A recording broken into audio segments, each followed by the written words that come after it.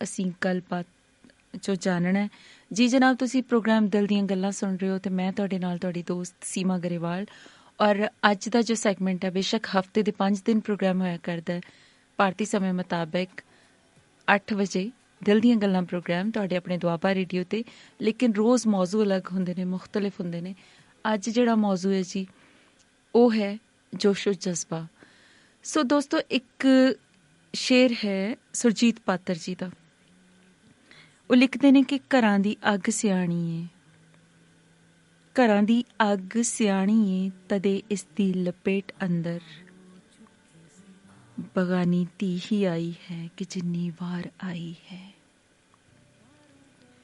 ਘਰਾਂ ਦੀ ਅੱਗ ਸਿਆਣੀ ਏ, ਤਦੇ ਇਸ ਦੀ ਲਪੇਟ ਅੰਦਰ ਬਗਾਨੀ ਧੀ ਹੀ ਆਈ ਹੈ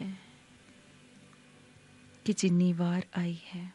ਹਾਂ, ਅਸੀਂ ਇਹੋ ਹੀ ਸੋਚਦੇ ਹਾਂ ਕਿ ਜਿਹੜੀ ਘਰਾਂ ਦੀ ਅੱਗ ਹੈ ਉਹਦੇ ਸੇਕ ਦੇ ਵਿੱਚ ਤੇ ਬੇਗਾਨੀ ਧੀ ਹੀ ਆਉਂਦੀ ਹੈ। ਬੇਸ਼ੱਕ ਇਹ ਕਿਸੇ ਵੀ ਸੰਦਰਭ ਦੇ ਵਿੱਚ ਕਿਹਾ ਗਿਆ ਹੋਵੇ ਸ਼ੇਰ, ਔਰ ਇਸ ਨੂੰ ਅਸੀਂ ਇਸਤੇਮਾਲ ਕਰ ਲਈਏ ਸਮਾਜ ਦੇ ਕਿਸੇ ਵੀ ਦਾਇਰੇ ਦੇ ਅੰਦਰ ਰਹਿ ਕੇ, ਕਿਸੇ ਵੀ ਸੰਦਰਭ ਦੇ ਅੰਦਰ, ਲੇਕਿਨ ਸਾਡੀ ਇਹ ਸੋਚ ਬਣੀ ਹੁੰਦੀ ਹੈ ਕਿ ਜਿਹੜੀ ਘਰਾਂ ਦੀ ਅੱਗ ਹੈ ਉਸ ਦੀ ਲਪੇਟ ਦੇ ਵਿੱਚ ਬੇਗਾਨੀ ਧੀ ਹੀ ਆਉਂਦੀ ਹੈ।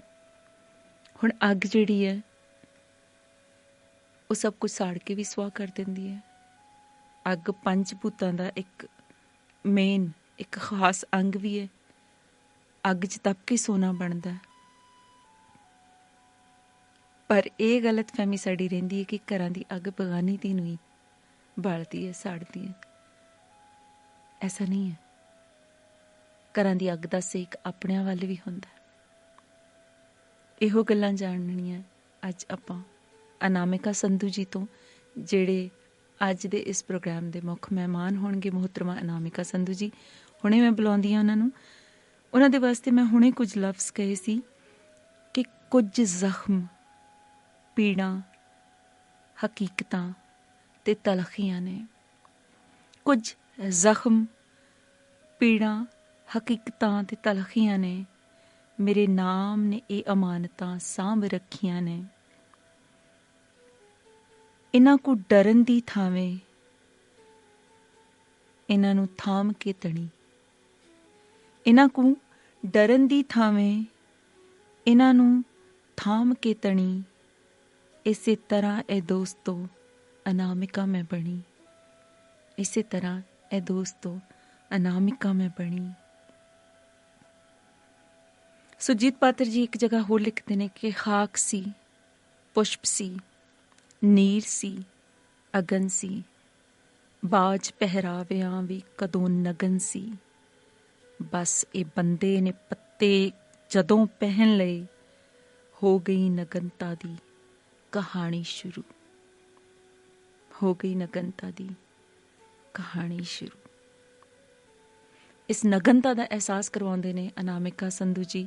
ਸਕੂਲਸ ਦੇ ਵਿੱਚ ਜਾਂਦੇ ਨੇ, ਇੱਕ ਜਾਗਰੂਕਤਾ ਮੁਹਿੰਮ ਦੇ ਮੋਢੀ ਨੇ, ਜਿਹੜੀ ਕਹਿੰਦੀ ਹੈ ਬੇਟੀ ਬਚਾਓ, ਬੇਟੀ ਪੜ੍ਹਾਓ, ਬੇਟੀ ਨੂੰ ਸ਼ੋਸ਼ਣ ਤੋਂ ਬਚਾਓ। ਕੋਈ NGO ਨਹੀਂ ਹੈ, ਇੱਕ ਕੈਂਪੇਨ ਹੈ ਜਿਸ ਦੇ ਤਹਿਤ ਸਕੂਲਸ ਦੇ ਵਿੱਚ ਜਾ ਕੇ ਬੈਡ ਟੱਚ, ਗੁੱਡ ਟੱਚ ਬਾਰੇ ਸਿੱਖਿਆ ਦਿੰਦੇ ਨੇ। ਬਹੁਤ ਸਾਰੀਆਂ ਅਜਿਹੀਆਂ ਕੁਰੀਤੀਆਂ ਦੇ ਉੱਪਰ ਚਾਨਣਾ ਵੀ ਪਾਉਂਦੇ ਨੇ ਅਤੇ ਉਹਨਾਂ ਤੋਂ ਪਰਦਾ ਵੀ ਚੁੱਕਦੇ ਨੇ। ਔਰ ਕਾਲਜਿਸ ਦੇ ਵਿੱਚ ਜਾ ਕੇ ਵੀ ਡਿਪਰੈਸ਼ਨ ਦੇ ਉੱਪਰ, ਸੁਸਾਈਡ ਦੇ ਉੱਪਰ, ਔਰ ਹੋਰ ਵੀ ਜਿਹੜੀਆਂ ਨੌਜਵਾਨਾਂ ਦੀਆਂ ਦਿੱਕਤਾਂ ਹੁੰਦੀਆਂ ਨੇ ਉਹਨਾਂ ਦੇ ਉੱਪਰ ਚਾਨਣਾ ਪਾਉਂਦੇ ਨੇ। ਬੇਸਿਕਲੀ ਅਵੇਅਰਨੈਸ ਫੈਲਾਉਂਦੇ ਨੇ ਆਪਣੀ ਸਮਾਜ ਦੇ ਅੰਦਰ। ਸੋ ਸਾਡੇ ਇਸ ਪ੍ਰੋਗਰਾਮ ਦਾ ਮੰਤਵ ਵੀ ਹੈ ਕਮਿਊਨਿਟੀ ਸਰਵਿਸ, ਅਵੇਅਰਨੈਸ ਕ੍ਰੀਏਟ ਕਰਨਾ। ਐਂਟਰਟੇਨਮੈਂਟ ਚੱਲਦੀ ਰਹਿੰਦੀ ਹੈ, ਇਨਫੋਰਮੇਸ਼ਨ ਵੀ ਨਾਲ ਨਾਲ ਹੁੰਦੀ ਰਹਿੰਦੀ ਹੈ, ਲੇਕਿਨ ਇੱਕ ਜਿਹੜਾ ਮੇਨ ਮੰਤਵ ਹੈ ਸਾਡਾ ਅਵੇਅਰਨੈਸ, ਉਹਨਾਂ ਗੱਲਾਂ ਦੀ ਗੱਲ ਕਰਨੀ ਜਿਨ੍ਹਾਂ ਬਾਰੇ ਅਸੀਂ ਸੋਚਦੇ ਘੱਟ ਹਾਂ, ਜਿਨ੍ਹਾਂ ਬਾਰੇ ਅਸੀਂ ਜਾਣਦੇ ਘੱਟ ਹਾਂ। ਸੋ ਦਾਵਤ ਦਿੰਦੀ ਹਾਂ ਅਨਾਮਿਕਾ ਸੰਧੂ ਜੀ ਨੂੰ ਔਨ ਏਅਰ, ਲੇਕਿਨ ਉਸ ਤੋਂ ਪਹਿਲਾਂ ਆਪਣੇ ਪ੍ਰੋਗਰਾਮ ਦੀ ਰੀਤ ਮੁਤਾਬਿਕ ਤੇਲ ਚੌਕੇ ਢੋਲ ਢਮੱਕੇ ਦੇ ਨਾਲ ਉਹਨਾਂ ਦਾ ਕਰੀਏ ਸਵਾਗਤ।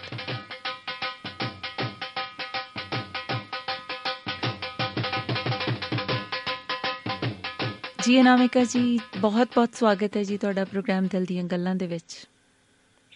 ਧੰਨਵਾਦ ਸੀਮਾ ਜੀ। ਸਤਿ ਸ਼੍ਰੀ ਅਕਾਲ ਜੀ, ਜੀ ਆਇਆਂ ਨੂੰ ਇਸ ਪ੍ਰੋਗਰਾਮ ਦੇ ਵਿੱਚ, ਇਸ ਮੰਚ ਦੇ ਉੱਪਰ। ਸੀਮਾ ਜੀ, ਦੁਆਬਾ ਰੇਡੀਓ ਦੀ ਪੂਰੀ ਟੀਮ, ਜਿਹਦੇ ਵਿੱਚ ਟੀਮ ਵੀ ਸ਼ਾਮਿਲ ਹੈ ਔਰ ਲਿਸਨਰਸ ਵੀ ਸ਼ਾਮਿਲ ਹੈ, ਸੋ ਸਾਰੇ ਪਰਿਵਾਰ ਵੱਲੋਂ ਤੁਹਾਡਾ ਬਹੁਤ ਬਹੁਤ ਸਵਾਗਤ ਹੈ ਜੀ। ਧੰਨਵਾਦ ਜੀ। ਜੀ ਅਨਾਮਿਕਾ ਜੀ, ਮੈਂ ਜਿਵੇਂ ਕਿ ਬੋਲਿਆ ਸੀ ਕਿ ਬੇਸ਼ੱਕ ਨਾਮ ਅਨਾਮਿਕਾ, ਆਪਾਂ ਕਹਿੰਦੇ ਕਿ ਜਿਸ ਦਾ ਨਾਮ ਨਹੀਂ ਕੋਈ, ਲੇਕਿਨ ਉਹਦੇ ਵਿੱਚ ਇੰਨੀਆਂ ਕੁ ਅਮਾਨਤਾਂ ਸਾਂਭ ਰੱਖੀਆਂ ਨੇ ਇਸ ਨਾਮ ਦੇ ਵਿੱਚ, ਜ਼ਖਮ, ਪੀੜਾਂ, ਹਕੀਕਤਾਂ, ਤਲਖੀਆਂ, ਬਹੁਤ ਕੁਝ। ਲੇਕਿਨ ਤੁਸੀਂ ਉਹਨਾਂ ਤੋਂ ਡਰੇ ਨਹੀਂ, ਹਿੰਮਤ ਦਾ ਪੱਲਾ ਫੜਿਆ ਤੇ ਸਮਾਜ ਦੇ ਮੋਢੀ ਹੋ ਤੁਰੇ, ਸਮਾਜ ਨੂੰ ਕੁਝ ਰਸਤੇ ਦਿਖਾਉਣ ਤੁਰ ਪਏ। ਸੋ ਪਹਿਲਾਂ ਤਾਂ ਆਪਣੇ ਉਹਨਾਂ ਮੰਤਵਾਂ ਬਾਰੇ ਦੱਸੋ, ਉਹਨਾਂ ਕਾਰਜਾਂ ਬਾਰੇ ਦੱਸੋ ਜੋ ਜੋ ਤੁਸੀਂ ਨਿਭਾ ਰਹੇ ਹੋ। ਜੀ ਸੀਮਾ ਜੀ, 2016 ਦੇ ਵਿੱਚ ਮੈਂ ਇੱਕ ਮੁਹਿੰਮ ਸ਼ੁਰੂ ਕੀਤੀ ਜੀ, ਜਿਸ ਦਾ ਨਾਮ ਤੁਸੀਂ ਦੱਸ ਚੁੱਕੇ ਹੋ, ਬੇਟੀ ਬਚਾਓ, ਬੇਟੀ ਪੜਾਓ ਤੇ ਬੇਟੀ ਨੂੰ ਸ਼ੋਸ਼ਣ ਤੋਂ ਬਚਾਓ। ਜੀ, ਇਹ ਉਹ ਵਿਸ਼ਾ ਜਿਸ ਦੇ ਬਾਰੇ ਸਾਡੇ ਸਮਾਜ 'ਚ ਕੋਈ ਖੁੱਲ੍ਹ ਕੇ ਗੱਲ ਕਰਨਾ ਪਸੰਦ ਨਹੀਂ ਕਰਦਾ ਹੈਗਾ। ਜੀ, ਜੀ, ਜਾਣਦੇ ਸਭ ਨੇ, ਲੇਕਿਨ ਗੱਲ ਕਰਨਾ ਪਸੰਦ ਨਹੀਂ ਕਰਦਾ ਹੈਗਾ ਜੀ, ਹਨਾ। ਅਸੀਂ ਸੋਚਦੇ ਹਾਂ ਕਿ ਅਸੀਂ ਆਪਣੇ ਬੱਚਿਆਂ ਅੱਗੇ ਖੁੱਲ੍ਹ ਕੇ ਗੱਲ ਕਿਵੇਂ ਕਰੀਏ, ਜਦੋਂ ਕਿ ਇਹ ਬਹੁਤ ਹੀ ਜ਼ਿਆਦਾ ਸੰਜੀਦਾ ਇੱਕ ਵਿਸ਼ਾ ਹੈ। ਜੀ, ਔਰ ਮੈਂ ਇਸ ਦੇ ਵਿੱਚ 5 ਸਾਲ ਦੇ ਬੱਚੇ ਤੋਂ ਲੈ ਕੇ 13 ਸਾਲ ਦੇ ਬੱਚੇ ਤੱਕ ਸਕੂਲ ਦੇ ਵਿੱਚ ਜਾ ਕੇ, ਚਾਹੇ ਉਹ ਗਵਰਨਮੈਂਟ ਸਕੂਲ ਹੈ, ਚਾਹੇ ਉਹ ਪ੍ਰਾਈਵੇਟ ਸਕੂਲ ਹੈ, ਉੱਥੇ ਜਾ ਕੇ ਬੱਚਿਆਂ ਨੂੰ ਚੰਗੇ ਅਤੇ ਮਾੜੇ ਸਪਰਸ਼ ਬਾਰੇ ਦੱਸਣਾ ਸ਼ੁਰੂ ਕੀਤਾ। ਜੀ, ਕਿਉਂਕਿ ਜਦੋਂ ਇਨਸਾਨ ਨੂੰ ਚੰਗੇ ਅਤੇ ਮਾੜੇ ਦੇ ਵਿਚਕਾਰ ਜਿਹੜਾ ਅੰਤਰ ਹੈ ਨਾ, ਜਦੋਂ ਪਤਾ ਲੱਗ ਜਾਂਦਾ ਤਾਂ ਉਹ ਸੰਭਲ ਜਾਂਦਾ। ਜੀ, ਜੀ, ਤਾਂ ਉਸੇ ਤਰ੍ਹਾਂ ਗੱਲ ਹੈ ਸਾਡੇ ਬੱਚਿਆਂ ਦੀ। ਜਦੋਂ ਉਹਨਾਂ ਨੂੰ ਪਤਾ ਲੱਗ ਗਿਆ ਕਿ ਇਹ ਚੰਗਾ ਸਪਰਸ਼ ਹੈ ਔਰ ਇਹ ਮਾੜਾ ਸਪਰਸ਼ ਹੈ, ਔਰ ਜੇ ਕੋਈ ਮੈਨੂੰ ਮਾੜਾ ਸਪਰਸ਼ ਕਰਦਾ ਤਾਂ ਮੈਂ ਉੱਥੋਂ ਬਚਣਾ ਕਿਵੇਂ ਆ, ਹਨਾ। ਸੋ ਮੈਨੂੰ ਲੱਗਦਾ ਸੀ ਕਿ ਮੈਨੂੰ ਬੱਚਿਆਂ ਨੂੰ ਗਾਈਡ ਕਰਨਾ ਬਹੁਤ ਜ਼ਰੂਰੀ ਹੈ।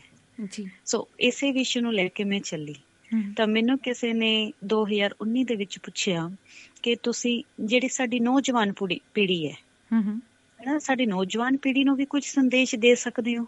ਜੀ, ਮੈਂ ਕਿਹਾ ਬਿਲਕੁਲ ਜੀ। ਤਾਂ ਉਸ ਟਾਈਮ ਮੇਰਾ ਪਹਿਲਾ ਸੈਮੀਨਾਰ ਲੱਗਿਆ ਸੀ ਬਾਬਾ ਫਰੀਦ ਕਾਲਜ ਦੇ ਵਿੱਚ 14 ਜਨਵਰੀ 2020 ਦੇ ਵਿੱਚ, ਜੀ, 2020 ਦੇ ਵਿੱਚ, 14 ਫਰਵਰੀ ਨੂੰ, ਸੌਰੀ, ਹਾਂਜੀ, 14 ਫਰਵਰੀ ਨੂੰ ਲੱਗਿਆ ਸੀ। ਤਾਂ ਉੱਥੇ ਮੇਰਾ ਟੌਪਿਕ ਸੀ ਡਿਪਰੈਸ਼ਨ। ਜੀ, ਔਰ ਮੈਂ, ਵੈਸੇ ਤਾਂ ਦੇਖੋ ਆਪਾਂ 4 ਜਣਿਆਂ ਦੇ ਵਿੱਚ ਜ਼ਰੂਰ ਬੋਲਦੇ ਹਾਂ, ਜੀ, ਲੇਕਿਨ ਮੇਰੇ ਸਾਹਮਣੇ ਜਿਹੜੇ ਬੱਚੇ ਸੀ ਉਹ BA BEd ਬਲਾਕ ਦੇ ਬੱਚੇ ਸੀ, ਜੀ, ਜਿਹੜੇ ਡਿਗਰੀ ਲੈਣ ਆਏ ਹੋਏ ਸੀ, ਹਨਾ। ਜਦੋਂ ਮੈਂ ਉੱਥੇ ਉਹਨਾਂ ਨੂੰ ਦੱਸਿਆ, 100 ਬੱਚਾ ਸੀ, 100 ਬੱਚੇ ਨੇ, ਜਦੋਂ ਮੈਂ BEd ਦੇ ਬੱਚੇ ਨੂੰ ਡਿਪਰੈਸ਼ਨ ਬਾਰੇ ਦੱਸਿਆ, ਸਾਡੇ ਸਮਾਜ ਦੇ ਵਿੱਚ ਆਲੇ ਦੁਆਲੇ ਕੀ ਹੋ ਰਿਹਾ, ਹਨਾ, ਟੈਕਨੋਲੋਜੀ ਤੋਂ ਬਿਨਾਂ, ਸੋਸ਼ਲ ਸਾਈਟਸ ਤੋਂ ਬਿਨਾਂ ਜੇ ਅਸੀਂ ਆਪਣੇ ਆਲੇ ਦੁਆਲੇ ਝਾਤ ਮਾਰੀਏ ਤਾਂ ਸਾਡੇ ਆਲੇ ਦੁਆਲੇ ਕਿੰਨਾ ਕੁਛ ਵਾਪਰ ਰਿਹਾ ਜਿਸ ਤੋਂ ਅਸੀਂ ਅਣਜਾਣ ਆ, ਹਨਾ। ਜਦੋਂ ਮੈਂ ਉਹਨਾਂ ਬਾਰੇ ਉਹਨਾਂ ਨੂੰ ਦੱਸਿਆ ਤਾਂ ਉਹਨਾਂ ਦੀ ਅੱਖਾਂ ਦੇ ਵਿੱਚ ਹੰਝੂ ਸੀ। ਜੀ, ਤਾਂ ਉੱਥੇ ਮੈਨੂੰ ਪਤਾ ਲੱਗਿਆ ਕਿ ਸਾਡੀ ਜਿਹੜੀ ਨੌਜਵਾਨ ਪੀੜ੍ਹੀ ਹੈ ਨਾ, ਸਾਡੀਆਂ ਜਿਹੜੇ ਆਲੇ ਦੁਆਲੇ ਜੋ ਚੀਜ਼ਾਂ ਹੋ ਰਹੀਆਂ ਨਾ, ਉਹਨਾਂ ਤੋਂ ਬੜੀ ਅਣਜਾਣ ਹੈ।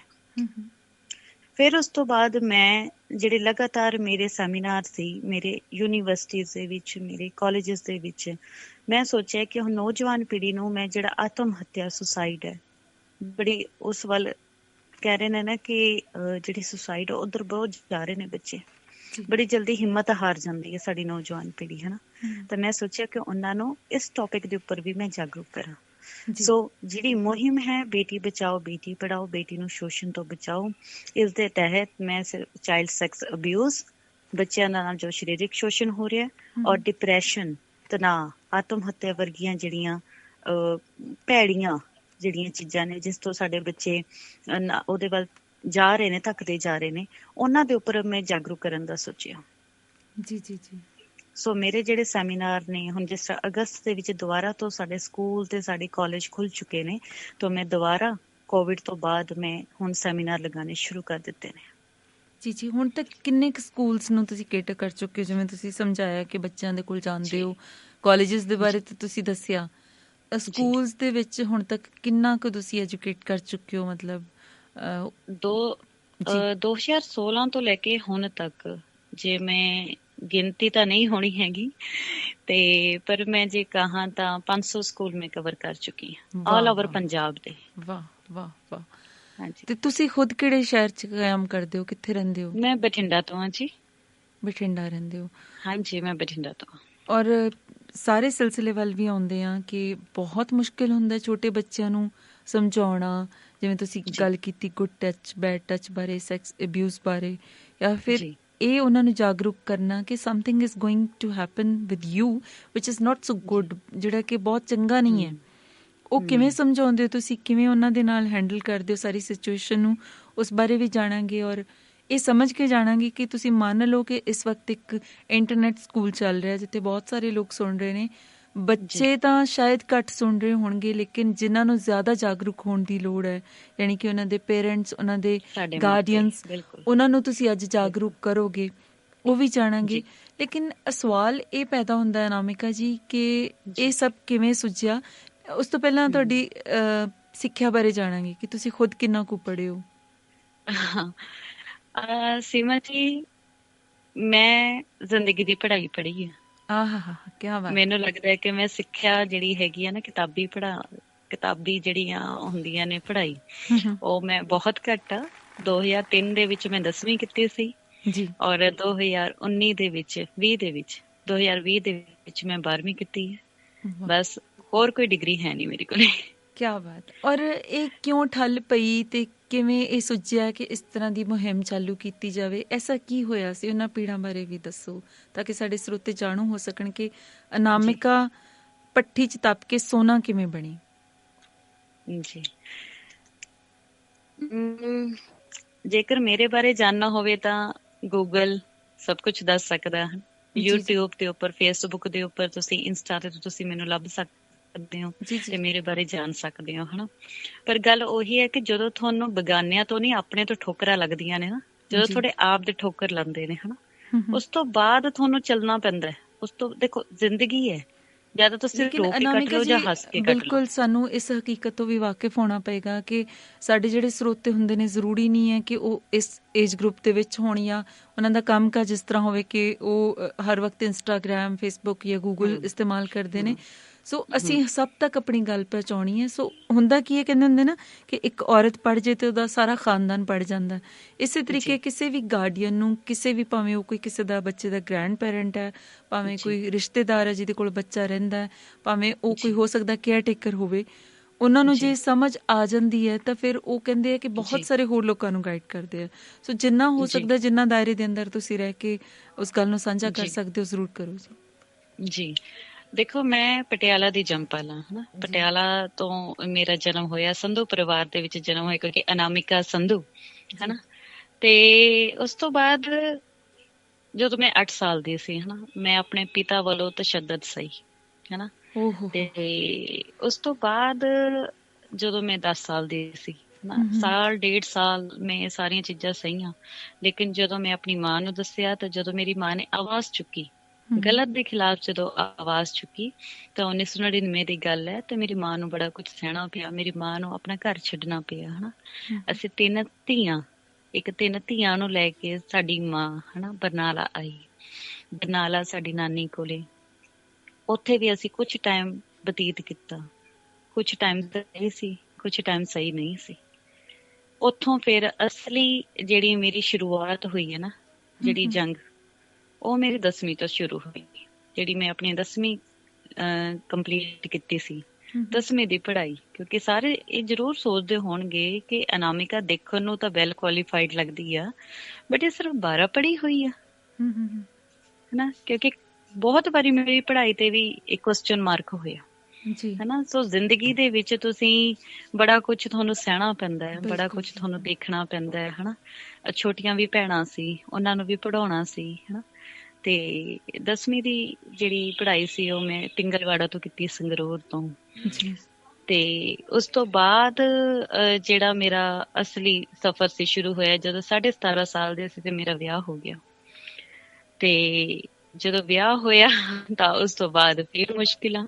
ਸੋ ਕਹਿੰਦੇ ਨੇ ਕਿ ਜਿਹੜੀ ਕੁੜੀ ਦੇ ਇੱਕ ਖਾਬ ਹੁੰਦੇ ਨੇ, ਹਨਾ, ਕਿ ਚੱਲ ਹੁਣ ਦੁੱਖ ਆਇਆ, ਹੁਣ ਅੱਗੇ ਕੰਪਲੀਟ ਹੋ ਜਾਊਗਾ, ਹੁਣ ਸਾਰਾ ਕੁਝ ਸੁੱਖ ਮਿਲੂਗਾ। ਉਹ ਚੀਜ਼ਾਂ ਜਿਵੇਂ ਆਸ ਹੁੰਦੀ ਹੈ ਇੱਕ, ਹਨਾ, ਉਹ ਆਸਾਂ ਤਾਂ ਕਦੇ ਪੂਰੀਆਂ ਹੀ ਨਹੀਂ ਹੋਈਆਂ ਹੈਗੀਆਂ, ਹਨਾ। ਹਮੇਸ਼ਾ ਬਸ ਇੱਕ ਜੰਗ ਖਤਮ ਹੋਈ ਤਾਂ ਦੂਜੀ ਜੰਗ ਸ਼ੁਰੂ ਹੋ ਗਈ। ਕਦੇ ਜ਼ਿੰਦਗੀ ਨੂੰ, ਕਦੇ ਆਪਣਿਆਂ ਨੂੰ ਲੈ ਕੇ ਸਾਰੀ ਉਮਰ ਇਸੇ ਤਰ੍ਹਾਂ ਨਿਕਲ ਗਈ। ਕਾਫੀ ਕੁਛ ਇਸ ਸਰੀਰ ਨੇ ਵੀ ਝੱਲਿਆ, ਕਾਫੀ ਕੁਝ ਮਾਨਸਿਕ ਤੌਰ ਤੇ ਵੀ ਝੱਲਿਆ, ਲੇਕਿਨ ਇੱਕ ਚੀਜ਼ ਸੀ ਕਿ ਕਦੇ ਹਿੰਮਤ ਨਹੀਂ ਹਾਰੀ। ਜਿਸ ਤਰ੍ਹਾਂ ਤੁਸੀਂ ਲਾਈਨਾਂ ਕਹੀਆਂ ਕਿ ਭੱਠੀ ਦੇ ਵਿੱਚ ਤਪ ਕੇ ਸੋਨਾ ਹਨਾ ਕਿਵੇਂ ਬਣਦਾ। ਮੈਂ ਅਕਸਰ ਹੀ ਉਦਾਹਰਨਾਂ ਦਿੰਦੀ ਹੁੰਦੀ ਹਾਂ ਕਾਲਜ ਦੇ ਵਿੱਚ ਸਾਡੀ ਨੌਜਵਾਨ ਪੀੜ੍ਹੀ ਨੂੰ ਕਿ ਤੁਸੀਂ ਨਿੱਕੀਆਂ ਨਿੱਕੀਆਂ ਪਰੇਸ਼ਾਨੀਆਂ ਤੋਂ ਹਾਰ ਮੰਨ ਜਾਂਦੇ ਹੋ, ਹਨਾ, ਡਿੱਗ ਜਾਂਦੇ ਹੋ, ਢੇਰੀ ਹੋ ਜਾਂਦੇ ਹੋ, ਆਪਣੀ ਜ਼ਿੰਦਗੀ ਖਤਮ ਕਰਨ ਨੂੰ ਸੋਚ ਲੈਂਦੇ ਹੋ। ਤੁਹਾਨੂੰ ਐਂ ਲੱਗਦਾ ਕਿ ਆ ਛੋਟੀ ਜਿਹੀ ਪ੍ਰੋਬਲਮ ਆਈ ਤੇ ਮੈਂ ਆਪਣੀ ਜ਼ਿੰਦਗੀ ਖਤਮ ਕਰ ਲਵਾਂ। ਮੈਂ ਤਾਂ ਕਦੇ ਨਹੀਂ ਸੋਚਿਆ ਹੈਗਾ, ਕਦੇ ਵੀ ਨਹੀਂ। ਹਾਲਾਂਕਿ ਬੜਾ ਸੌਖਾ, ਮੈਂ ਕਹਿੰਦੀ ਮਰਨਾ ਬੜਾ ਸੌਖਾ, ਜਿਉਣਾ ਔਖਾ। ਪਰ ਮੈਂ ਮੁਸ਼ਕਿਲ ਕੰਮ ਨੂੰ ਆਪਣੇ ਨਾਲ ਬੰਨਿਆ। ਮੈਂ ਕਿਹਾ ਨਹੀਂ, ਮੈਂ ਜਿਹੜਾ ਮੁਸ਼ਕਿਲ ਚੀਜ਼ ਹੈ ਨਾ, ਜਿਹੜਾ ਜਿਉਣਾ ਔਖਾ, ਮੈਂ ਉਹ ਅਪਣਾਉਂਗੀ। ਮਰਨਾ ਤਾਂ ਬੜਾ ਸੌਖਾ ਨਾ। ਪ੍ਰੋਫੈਸਰ ਜਸਪਾਲ ਕਈ ਜੀ ਵੀ ਲਿਖਦੇ ਨੇ ਕਿ ਇਹ ਸੰਗਲ ਸਾਜ਼ ਬਣ ਚਣਕਣ, ਇਹ ਸੂਲਾਂ ਤਾਜ ਬਣ ਚਮਕਣ, ਕਿ ਅੰਬਰ ਨੂੰ ਕਰੇ ਕੈਦੀ, ਇਹ ਕਿਸ ਪਿੰਜਰੇ ਦਾ ਜੇਰਾ ਏ। ਜੀ ਤੁਸੀਂ ਵਾਕਈ ਅੰਬਰ ਬਣ ਕੇ ਦਿਖਾਇਆ।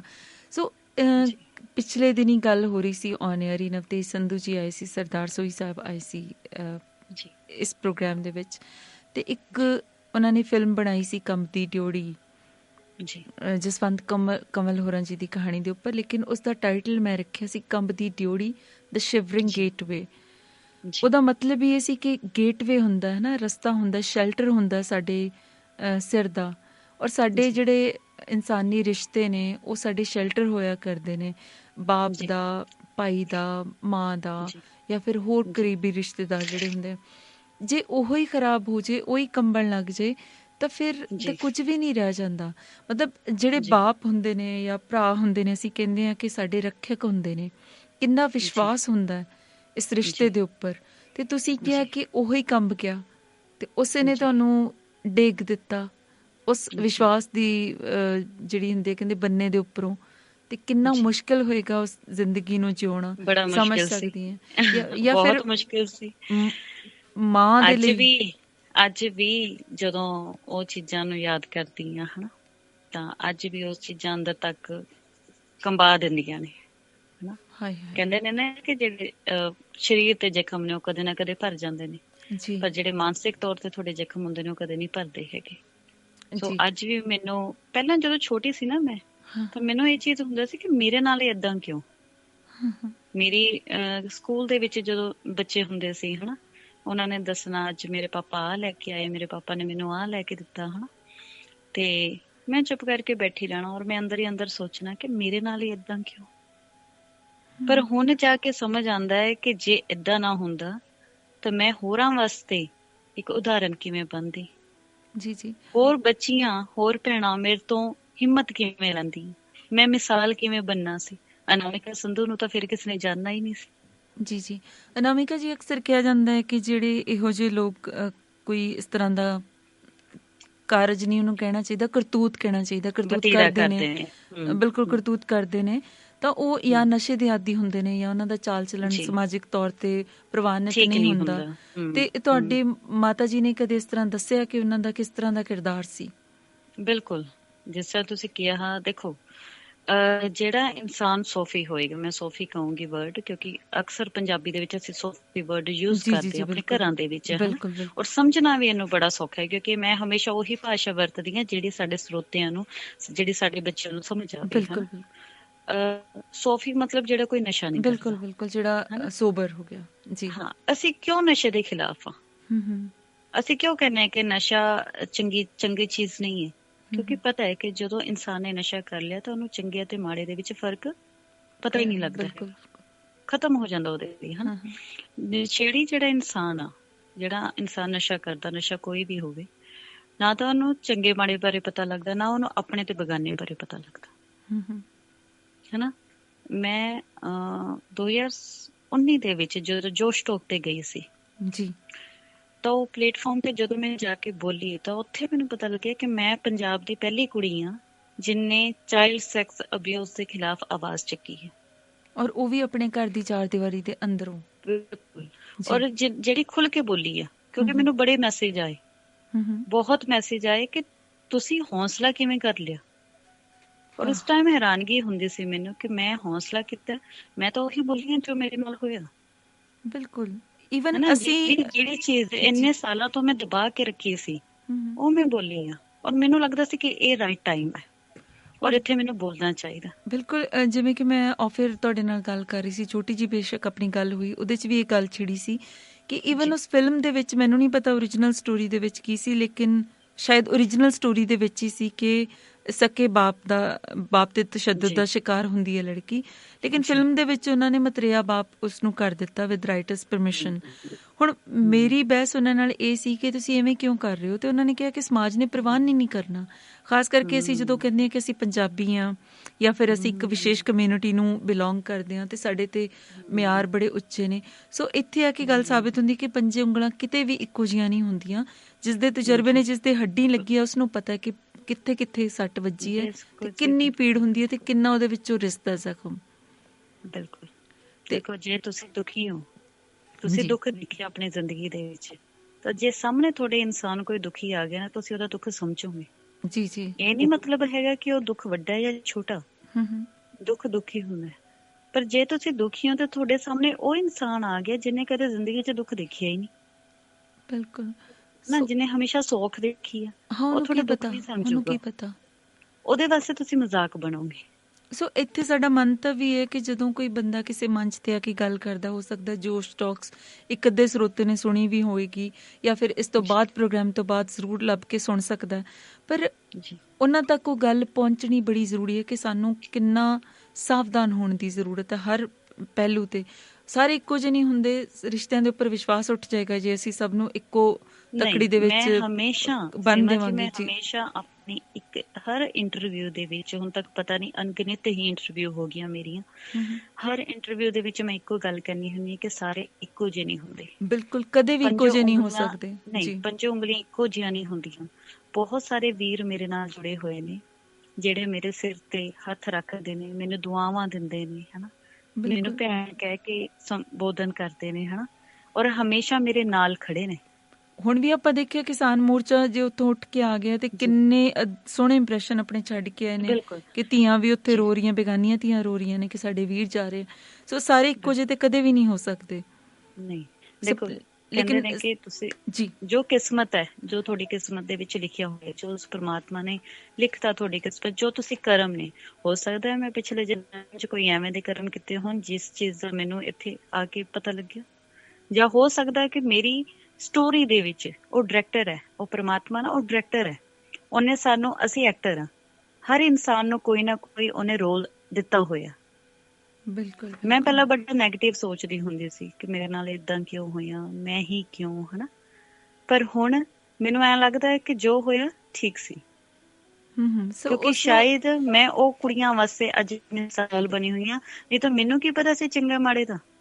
ਜੇ ਮੈਂ ਅੱਜ ਹਰ ਸਕੂਲ ਦੇ ਵਿੱਚ ਜਾ ਕੇ ਬੱਚਿਆਂ ਨੂੰ ਆਪਣੀ ਗਲਵਕੜੀ ਦੇ ਵਿੱਚ ਲੈ ਕੇ ਜੇ ਉਹਨਾਂ ਨੂੰ ਮੈਂ ਚੰਗੇ ਮਾੜੇ ਸਪਰਸ਼ ਬਾਰੇ ਦੱਸਦੀ ਆ, ਉਹ ਤਾਂ ਦੱਸਦੀ ਨਾ ਕਿਉਂਕਿ ਮੈਨੂੰ ਪਤਾ ਚੰਗਾ ਕੀ ਹੈ ਔਰ ਮਾੜਾ ਕੀ ਹੈ। ਮਤਲਬ ਜਿਹੜੀ ਵੀ ਕੋਈ ਪੋਜ਼ਿਟਿਵਿਟੀ ਨਿਕਲਣੀ ਹੈ, ਸਕਾਰਾਤਮਕਤਾ ਨਿਕਲਣੀ ਹੈ, ਉਸ ਤੋਂ ਪਹਿਲਾਂ ਐਕਸੈਪਟੈਂਸ ਜ਼ਰੂਰੀ ਹੈ, ਉਸਨੂੰ ਪ੍ਰਵਾਨ ਕਰਨਾ ਜ਼ਰੂਰੀ ਹੈ। ਸੋ ਤੁਸੀਂ ਆਪਣੇ ਹਕੀਕਤ ਨੂੰ ਬਹੁਤ ਖੂਬਸੂਰਤੀ ਦੇ ਨਾਲ ਪ੍ਰਵਾਨ ਕੀਤਾ, ਉਸ ਤੋਂ ਡਿਪਰੈਸ ਨਹੀਂ ਹੋਏ, ਕੋਈ ਗਲਤ ਰਸਤਾ ਨਹੀਂ ਚੁਣਿਆ। ਸੋ ਅਨਾਮਿਕਾ ਜੀ, ਜਦੋਂ ਤੁਸੀਂ, ਤੁਹਾਡੀ ਮਾਤਾ ਜੀ ਨੇ ਉਸ ਦਾ ਵਿਰੋਧ ਕੀਤਾ, ਤੁਸੀਂ ਦੱਸਿਆ ਕਿ ਉਹਨਾਂ ਨੂੰ ਵੀ ਬਹੁਤ ਜ਼ਿੰਦਗੀ ਤੋਂ ਹੱਥੋਂ ਮਾਰ ਖਾਣੀ ਪਈ, ਰਿਸ਼ਤਿਆਂ ਤੋਂ ਮਾਰ ਖਾਣੀ ਪਈ, ਤੇ ਵਾਪਸ ਉਸੇ ਧੁਰੇ ਵੱਲ ਪਰਤੇ ਜਿੱਥੇ ਲੱਗਦਾ ਸੀ ਕਿ ਕੋਈ ਆਪਣਾ, ਕਿ ਉੱਥੇ ਆ ਕੇ ਮਰਹਮ ਲੱਗ ਪਈ? ਬਿਲਕੁਲ ਮਰਹਮ। ਦੇਖੋ, ਇੱਕ ਮਾਂ, ਅਗਰ ਮੈਂ ਆਪਣੀ ਨਾਨੀ ਦੀ ਗੱਲ ਕਰਾਂ ਹਨਾ ਜੀ, ਤਾਂ ਮੇਰੀ ਨਾਨੀ ਜੀ ਨੇ ਸਾਨੂੰ ਕਾਫੀ ਸਹਾਰਾ ਦਿੱਤਾ ਜੀ, ਹਨਾ। ਉਸ ਟਾਈਮ 99 ਦੇ ਵਿੱਚ ਜਦੋਂ ਸਾਡੇ ਕੋਲ ਕੋਈ ਸਹਾਰਾ ਨਹੀਂ ਨਾ ਹੁੰਦਾ, ਅਸੀਂ ਮਾਂ ਪਿਓ ਕੋਲ ਜਾਂਦੇ ਹਾਂ ਜੀ। ਮੈਂ ਜਿੱਥੇ ਵੀ ਮੇਰਾ ਲੈਕਚਰ ਹੁੰਦਾ ਨਾ, ਮੈਂ ਹਮੇਸ਼ਾ ਇੱਕੋ ਗੱਲ ਕਹਿੰਦੀ ਹੁੰਦੀ ਆ ਪੇਰੈਂਟਸ ਨੂੰ। ਤੁਸੀਂ ਪੁੱਛਿਆ ਸੀ ਕਿ ਪੇਰੈਂਟਸ ਵਾਸਤੇ ਕੀ ਹੈ ਹਨਾ, ਜੀ ਜੀ, ਮੈਂ ਹਮੇਸ਼ਾ ਪੇਰੈਂਟਸ ਨੂੰ ਕਹਿੰਦੀ ਹੁੰਦੀ ਆ ਆਪਣੇ ਬੱਚਿਆਂ ਨੂੰ ਹਮੇਸ਼ਾ ਸਾਥ ਦਿਓ, ਆਪਣੇ ਬੱਚਿਆਂ ਨੂੰ ਸਮਾਂ ਦਿਓ, ਸੁਣੋ ਤੁਹਾਡੇ ਬੱਚੇ ਕੀ ਕਹਿਣਾ ਚਾਹੁੰਦੇ ਨੇ ਜੀ। ਜਦੋਂ ਸਾਡੇ ਕੋਲੇ ਸਾਰੇ ਰਾਹ ਬੰਦ ਹੋ ਜਾਂਦੇ ਨੇ, ਸਾਡੇ ਕੋਲ ਹਮੇਸ਼ਾ ਇੱਕੋ ਦਰਵਾਜ਼ਾ ਖੁੱਲਾ ਹੁੰਦਾ, ਸਾਡੇ ਮਾਂ ਪਿਓ ਦਾ ਘਰ ਜੀ, ਹਨਾ, ਹਰ ਧੀ ਵਾਸਤੇ, ਹਰ ਪੁੱਤ ਵਾਸਤੇ। ਬਿਲਕੁਲ। ਤਾਂ ਮੇਰੀ ਮਾਂ ਕੋਲੇ ਵੀ ਇੱਕ ਰਸਤਾ ਖੁੱਲਾ ਸੀ, ਉਹ ਸੀ ਉਹਦੀ ਮਾਂ ਦਾ ਘਰ। ਹਾਏ ਹਾਏ ਜੀ। ਤੇ ਜਦੋਂ ਮੇਰੀ ਮਾਂ ਤਿੰਨੋਂ ਧੀਆਂ ਨੂੰ ਲੈ ਕੇ, ਸਾਨੂੰ ਤਿੰਨੋਂ ਕੁੜੀਆਂ ਨੂੰ ਲੈ ਕੇ ਹਨਾ, ਮੈਂ ਸੀ ਉਸ ਟਾਈਮ 10.5 ਸਾਲ ਦੀ, ਮੇਰੀ ਸੈਕਿੰਡ ਨੰਬਰ ਵਾਲੀ ਜਿਹੜੀ ਸਿਸਟਰ ਹੈ ਉਹ ਸੀ ਤਕਰੀਬਨ 5 ਸਾਲ ਦੀ, ਜਿਹੜੀ ਸਭ ਤੋਂ ਛੋਟੀ ਆ ਉਹ ਸੀ 2 ਸਾਲ ਦੀ। ਤਿੰਨੋਂ ਕੁੜੀਆਂ ਨੂੰ ਲੈ ਕੇ ਜਦੋਂ ਉੱਥੇ ਪਹੁੰਚੀ ਤਾਂ ਉਹਨੇ ਦਵਾਈ ਵੀ ਦਵਾਈ, ਸਾਨੂੰ ਸਹਾਰਾ ਵੀ ਦਿੱਤਾ, ਹਨਾ। ਲੇਕਿਨ ਇਹ ਕਲਯੁੱਗ ਹੈ, ਹਨਾ। ਕਲਯੁੱਗ ਹੈ। ਅਸੀਂ ਕਈ ਵਾਰੀ ਆਪਣਿਆਂ ਦੀ ਬੇਗਾਨਿਆਂ ਦੀ ਗੱਲਾਂ ਚ ਆ ਜਾਂਦੇ ਹਾਂ ਜੀ। ਤਾਂ ਉੱਥੋਂ ਵੀ ਸਾਨੂੰ ਕਿਤੇ ਨਾ ਕਿਤੇ ਮਰਹਮ ਵੀ ਮਿਲੀ, ਲੇਕਿਨ ਕੁਝ ਜ਼ਖਮ ਵੀ ਮਿਲੇ।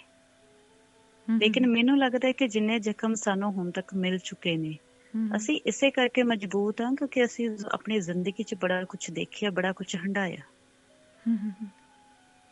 ਬਹੁਤ ਕੁਝ ਦੇਖ ਕੇ, ਬਹੁਤ ਕੁਝ ਚੰਗਾ ਮਾੜਾ ਸਭ ਕੁਝ ਦੇਖ ਕੇ ਅਸੀਂ ਅੱਗੇ ਨਿਕਲੇ ਹਾਂ। ਜੀ ਜੀ ਜੀ, ਸਹੀ ਸਹੀ। ਹੈਲੋ। ਹਾਂਜੀ ਹਾਂਜੀ ਹਾਂਜੀ। ਸੋ ਉਸ ਤੋਂ ਬਾਅਦ ਫਿਰ ਤੁਸੀਂ ਕਿਹਾ ਕਿ ਅਗਲਾ ਮਰਹਲਾ ਜ਼ਿੰਦਗੀ ਦਾ ਆਇਆ, ਤੁਹਾਡੀ ਸ਼ਾਦੀ ਹੋਈ, ਲੇਕਿਨ ਉਹਦੇ ਵਿੱਚ ਵੀ ਦਿੱਕਤਾਂ ਆਈਆਂ। ਤੇ ਇੱਕ ਬੰਦਾ ਉਮੀਦ ਰੱਖ ਕੇ ਚੱਲਦਾ, ਤੁਹਾਡੀਆਂ ਵੀ ਉਮੀਦਾਂ ਹੋਣਗੀਆਂ ਬਹੁਤ ਸਾਰੀਆਂ ਕਿ ਉਸ ਰਿਸ਼ਤੇ ਦੇ ਵਿੱਚ ਸਭ ਕੁਝ ਦੇਖਣਾ ਹੈ, ਸਾਰੀਆਂ ਕਮੀਆਂ ਪੂਰੀਆਂ ਕਰਨੀਆਂ, ਬਾਪ ਦੀ, ਭਰਾ ਦੀ, ਔਰ ਬਾਕੀ ਸਮਾਜ ਤੋਂ ਜਿੱਥੋਂ ਵੀ ਆਪਾਂ ਕਹਿ ਸਕਦੇ ਹਾਂ ਕਿ ਉਣੇ ਰਹਿ ਗਏ ਹਾਂ। ਜੀ ਦੇਖੋ, ਉਮੀਦਾਂ ਜਦੋਂ ਅਸੀਂ ਰਿਸ਼ਤੇ ਬਣਾਉਂਦੇ ਹਾਂ ਤਾਂ ਉਮੀਦਾਂ ਤਾਂ ਹੁੰਦੀਆਂ ਨੇ ਨਾ। ਅਸੀਂ ਇਨਸਾਨ ਆ। ਜੀ ਜੀ, ਇਨਸਾਨ ਹੈ। ਇਨਸਾਨ ਉਮੀਦ ਵੀ ਰੱਖਦਾ ਹੈ। ਜੀ ਜੀ ਜੀ, ਹਨਾ। ਹੱਕ ਵਿੱਚ ਤਾਉਂਦਾ ਪਰ ਉਮੀਦ ਵੀ ਰੱਖਦਾ। ਜੀ ਜੀ, ਹਨਾ। ਉਮੀਦਾਂ ਵੀ ਹੁੰਦੀਆਂ ਨੇ, ਪਰ ਮੈਂ ਇੱਕ ਚੀਜ਼ ਸਿੱਖ ਲਈ ਆਪਣੀ ਜ਼ਿੰਦਗੀ ਦੇ ਵਿੱਚ ਕਿ ਕਦੇ ਵੀ ਆਪਣੇ ਆਪ ਤੋਂ ਇਲਾਵਾ ਕਿਸੇ ਦੂਜੇ ਇਨਸਾਨ ਤੋਂ ਉਮੀਦ ਨਾ ਰੱਖੋ। ਹਨਾ। ਰਿਸ਼ਤੇ ਟੁੱਟਦੇ ਨੇ ਜਦੋਂ ਉਮੀਦਾਂ ਨੇ, ਹਨਾ। ਜਿਹੜੀ ਚੀਜ਼ ਦਾ ਤੁਹਾਨੂੰ ਪਤਾ ਹੈ ਤੁਸੀਂ ਖੁਦ ਕਰਨੀ ਹੀ ਹੈ, ਫਿਰ ਕਿਸੇ ਦੂਜੇ ਤੋਂ ਉਮੀਦ ਕਿਉਂ? ਜਿਹੜੀ ਚੀਜ਼ ਤੁਸੀਂ ਕਰਨੀ ਉਹ ਕਰੋ, ਗੱਲ ਖਤਮ। ਰਿਸ਼ਤਿਆਂ ਦੇ ਵਿੱਚ ਜਦੋਂ ਤੁਸੀਂ ਉਮੀਦਾਂ ਲਗਾ ਲਈਆਂ ਤਾਂ ਉੱਥੇ ਰਿਸ਼ਤੇ ਖਤਮ ਹੋ ਜਾਣਗੇ। ਇਹ ਮੇਰੀ ਗਲਤੀ ਸੀ ਸ਼ਾਇਦ। ਜੀ ਜੀ, ਮੈਨੂੰ ਲੱਗਦਾ ਹੈ ਕਿ ਮੈਂ ਜਦੋਂ ਸ਼ਾਇਦ ਮੇਰਾ ਬਚਪਨਾ ਵੀ ਸੀ ਉਸ ਟਾਈਮ, ਕਿਉਂਕਿ 17.5 ਸਾਲ ਦੀ ਕੋਈ ਉਮਰ ਨਹੀਂ ਹੁੰਦੀ ਸ਼ਾਦੀ ਦੀ, ਕੋਈ ਵਿਆਹ ਦੀ ਉਮਰ ਨਹੀਂ ਹੁੰਦੀ, ਹਨਾ। ਬਚਪਨਾ ਸੀ, ਹਨਾ। ਜਦੋਂ ਵਿਆਹ ਹੋਇਆ ਉਸ ਤੋਂ ਬਾਅਦ ਉਮੀਦਾਂ ਸੀ, ਆਪਣੇ ਹਸਬੈਂਡ ਤੋਂ ਉਮੀਦਾਂ ਸੀ, ਆਪਣੇ ਪਤੀ ਤੋਂ ਉਮੀਦਾਂ ਸੀ, ਆਪਣੇ ਸਹੁਰੇ ਪਰਿਵਾਰ ਤੋਂ ਉਮੀਦਾਂ ਸੀ। ਲੇਕਿਨ ਜਦੋਂ ਉਮੀਦਾਂ ਪੂਰੀਆਂ ਨਹੀਂ ਹੋਈਆਂ ਤਾਂ ਫਿਰ ਰਿਸ਼ਤੇ ਟੁੱਟਣੇ ਸ਼ੁਰੂ ਹੋ ਗਏ। ਤੇ ਤੁਹਾਡੇ ਬਾਲ ਬੱਚੇ? ਹਾਂਜੀ, ਮੇਰੇ ਕੋਲ ਬੇਟਾ ਇਸ ਟਾਈਮ 15 ਸਾਲ ਦਾ ਬੇਟਾ ਮੇਰਾ। ਜੀ ਜੀ। ਉਸ ਤੋਂ ਬਾਅਦ ਬੇਟੇ ਦੀ ਪਰਵਰਿਸ਼ ਤੁਸੀਂ ਇਕੱਲੇ ਹੀ ਕਰ ਰਹੇ ਹੋ? ਹਾਂਜੀ ਜੀ। ਸੋ ਅਨਾਮਿਕਾ ਜੀ, ਆਉਂਦਿਆਂ ਫਿਰ ਵਾਪਸ ਉੱਥੇ ਕਿ ਤੁਸੀਂ ਇੱਕ ਮੁਹਿੰਮ ਨੂੰ ਚੁਣਿਆ, ਤੇ ਆਪਾਂ ਇਹ ਵੀ ਗੱਲਾਂ ਕਰ ਰਹੇ ਸੀ ਕਿ ਬਜਾਏ ਇਸ ਦੇ ਕਿ ਡਿੱਗ ਪਓ, ਸੱਟ ਖਾ ਲਓ, ਬੰਦਾ ਉੱਠ ਕੇ ਤੁਰਦਾ, ਪੋਜ਼ੀਟਿਵਿਟੀ ਵੱਲ ਵੱਧਦਾ, ਲੇਕਿਨ ਇਹ ਸਭ ਕੁਝ ਕਰਨ ਦੇ ਲਈ ਕੋਈ ਰੁਜ਼ਗਾਰ ਦਾ ਸਾਧਨ ਵੀ ਚਾਹੀਦਾ ਹੈ। ਫਿਰ ਤੁਸੀਂ ਰੁਜ਼ਗਾਰ ਨੂੰ ਕਿਹੜੇ ਰੁਜ਼ਗਾਰ ਨੂੰ ਅਪਣਾਇਆ? ਹਾਂਜੀ, ਮੈਂ ਬਠਿੰਡਾ ਦੇ ਵਿੱਚ ਇੱਕ ਪ੍ਰਾਈਵੇਟ ਸਕੂਲ ਦੇ ਵਿੱਚ ਮੈਂ ਜੌਬ ਕਰਦੀ ਹਾਂ ਐਜ਼ ਏ ਐਡਮਿਸ਼ਨ ਕਾਉਂਸਲਰ। ਜੀ ਜੀ। ਸੋ ਉੱਥੋਂ ਮੈਂ ਆਪਣੀ ਜੌਬ ਕਰ ਰਹੀ ਹਾਂ, ਉੱਥੋਂ ਮੈਂ ਆਪਣਾ ਘਰ ਚਲਾ ਰਹੀ ਹਾਂ, ਆਪਣੇ ਬੱਚੇ ਦੀ ਪਰਵਰਿਸ਼ ਕਰ ਰਹੀ ਹਾਂ। ਜੀ ਮਾਸ਼ਾ ਅੱਲਾਹ, ਤੁਹਾਡੇ ਬੱਚੇ ਲਈ ਬਹੁਤ ਸਾਰੀਆਂ ਦੁਆਵਾਂ ਸਾਡੇ ਸਾਰਿਆਂ ਦੀਆਂ ਜੀ। ਬਹੁਤ ਬਹੁਤ ਸ਼ੁਕਰਾਨਾ ਜੀ, ਬਹੁਤ ਬਹੁਤ ਸ਼ੁਕਰਾਨਾ। ਸੋ ਉੱਥੋਂ ਹੀ ਮੈਂ, ਜਿਸ ਤਰ੍ਹਾਂ ਤੁਸੀਂ ਪਹਿਲਾਂ ਵੀ ਦੱਸਿਆ ਕਿ ਮੇਰੀ ਕੋਈ NGO ਨਹੀਂ ਹੈਗੀ, ਮੇਰੀ ਸਿਰਫ ਇੱਕ ਮੁਹਿੰਮ ਹੈ। ਸੋ ਜਿੰਨਾ ਵੀ ਮੈਂ ਆਪਣਾ ਖਰਚਾ ਪਾਣੀ ਆਪਣਾ ਕੱਢਣਾ ਹੁੰਦਾ, ਮੈਂ ਆਪਣੇ ਸੈਲਰੀ ਤੋਂ ਹੀ ਕਰਦੀ। ਜੀ ਜੀ ਜੀ। ਸੋ ਇਹ ਪੋਜ਼ਿਟਿਵਿਟੀ ਦਾ ਸਬਬ ਕਿਵੇਂ ਬਣਿਆ, ਕਿ ਕਿਸ ਤਰ੍ਹਾਂ ਤੁਸੀਂ ਇਸ ਨੂੰ ਆਪਣੀ ਜ਼ਿੰਦਗੀ ਦਾ ਇੱਕ ਮੰਤਵ ਬਣਾ ਲਿਆ? ਉਹ ਸ਼ੁਰੂਆਤ, ਕਹਿੰਦੇ ਹੁੰਦੇ ਨਾ, ਹਰ ਚੀਜ਼ ਦਾ ਇੱਕ ਪਰਟੀਕੂਲਰ ਪੁਆਇੰਟ ਆਫ ਟਾਈਮ ਹੁੰਦਾ ਕਿ ਆ ਹੋਇਆ, ਸਡਨਲੀ ਬੰਦਾ ਇੱਧਰ ਨੂੰ ਮੁੜਦਾ। ਜੀ, ਅਸਲੀਅਤ ਦੇ ਵਿੱਚ ਦੱਸਾਂ ਤਾਂ ਜ਼ਿੰਦਗੀ ਦੇ ਵਿੱਚ ਜਦੋਂ ਤੁਸੀਂ ਧੱਕੇ ਖਾਂਦੇ ਹੋ ਨਾ ਜੀ, ਤੇ ਜਦੋਂ ਤੁਸੀਂ ਧੋਖੇ ਖਾਂਦੇ ਹੋ, ਉਦੋਂ ਤੁਹਾਨੂੰ ਜਿਹੜੀਆਂ ਸੱਟਾਂ ਲੱਗਦੀਆਂ ਨੇ, ਉਹ ਸੱਟਾਂ ਤੋਂ ਤੁਸੀਂ ਸਿੱਖਦੇ ਹੋ ਜੀ। ਦੇਖੋ, ਆਪਸ਼ਨ 2 ਨੇ, ਜਾਂ ਤਾਂ ਜਿਹੜੀ ਤੁਹਾਨੂੰ ਸੱਟ ਲੱਗੀ ਹੈ, ਠੋਕਰ ਲੱਗੀ ਹੈ, ਉਹਦੇ ਤੋਂ ਜ਼ਿਆਦਾ ਤੁਸੀਂ ਹਾਰ ਮੰਨ ਲਓ ਜੀ, ਤੁਸੀਂ ਡਿੱਗੇ ਰਹੋ, ਜਾਂ ਫਿਰ ਜਿਹੜੀ ਸੱਟ ਲੱਗੀ ਹੈ ਉਹਦੇ ਤੇ ਤੁਸੀਂ ਮਰਹਮ ਪੱਟੀ ਕਰੋ ਤੇ ਅੱਗੇ ਵਧੋ ਜੀ। ਇਹ ਤੁਸੀਂ ਦੇਖਣਾ ਹੁਣ ਤੁਸੀਂ ਕੀ ਕਰਨਾ ਆਪਣੀ ਲਾਈਫ 'ਚ। ਜੀ ਜੀ, ਵਾਕਈ, ਹਨਾ। ਮੇਰੇ ਪੋਜ਼ਿਟਿਵ ਹੋਣ ਦਾ ਕਾਰਨ ਮੇਰਾ ਪਾਸਟ ਹੈ। ਮੈਂ ਆਪਣੀ ਪਾਸਟ ਦੇ ਵਿੱਚ ਜਿਹੜੀਆਂ ਮੇਰੀਆਂ ਗਲਤੀਆਂ ਲਾ ਲਓ, ਮੇਰੇ ਧੱਕੇ ਲਾ ਲਓ, ਮੇਰੀਆਂ ਠੋਕਰਾਂ ਲਾ ਲਓ, ਹਨਾ, ਜੋ ਕੁਝ ਹੋਇਆ ਮੈਂ ਉਹ ਤੋਂ ਸਿੱਖਦੀ ਹਾਂ। ਮੈਂ ਕਦੇ ਵੀ ਆਪਣੀ ਕਿਸੇ ਵੀ ਗਲਤੀ ਨੂੰ ਰਿਪੀਟ ਨਹੀਂ ਕਰਦੀ ਹੈਗੀ ਜੀ। ਉਹ ਦੂਸਰੀ ਗੱਲ ਇਹ ਕਿ ਮੈਂ ਹਮੇਸ਼ਾ ਜੋ ਵੀ ਇਨਸਾਨ ਮੇਰੀ ਜ਼ਿੰਦਗੀ ਦੇ ਵਿੱਚ ਆਉਂਦਾ ਜਾਂ ਮੇਰੇ ਨਾਲ ਜੁੜਦਾ, ਚਾਹੇ ਤੁਸੀਂ ਹੋ ਹਨਾ, ਚਾਹੇ ਕੋਈ ਮੇਰਾ ਫੈਮਿਲੀ ਮੈਂਬਰ ਹੈ ਹਨਾ, ਮੈਂ ਉਹਦੇ ਤੋਂ ਕੁਛ ਨਾ ਕੁਛ ਸਿੱਖੂੰਗੀ ਜੀ। ਹਮੇਸ਼ਾ ਕਹਿੰਦੇ ਨੇ ਕਿ ਲਰਨਿੰਗ ਫੇਸ ਰੱਖਣਾ ਆਪਣਾ ਬਹੁਤ ਜ਼ਰੂਰੀ ਹੈ।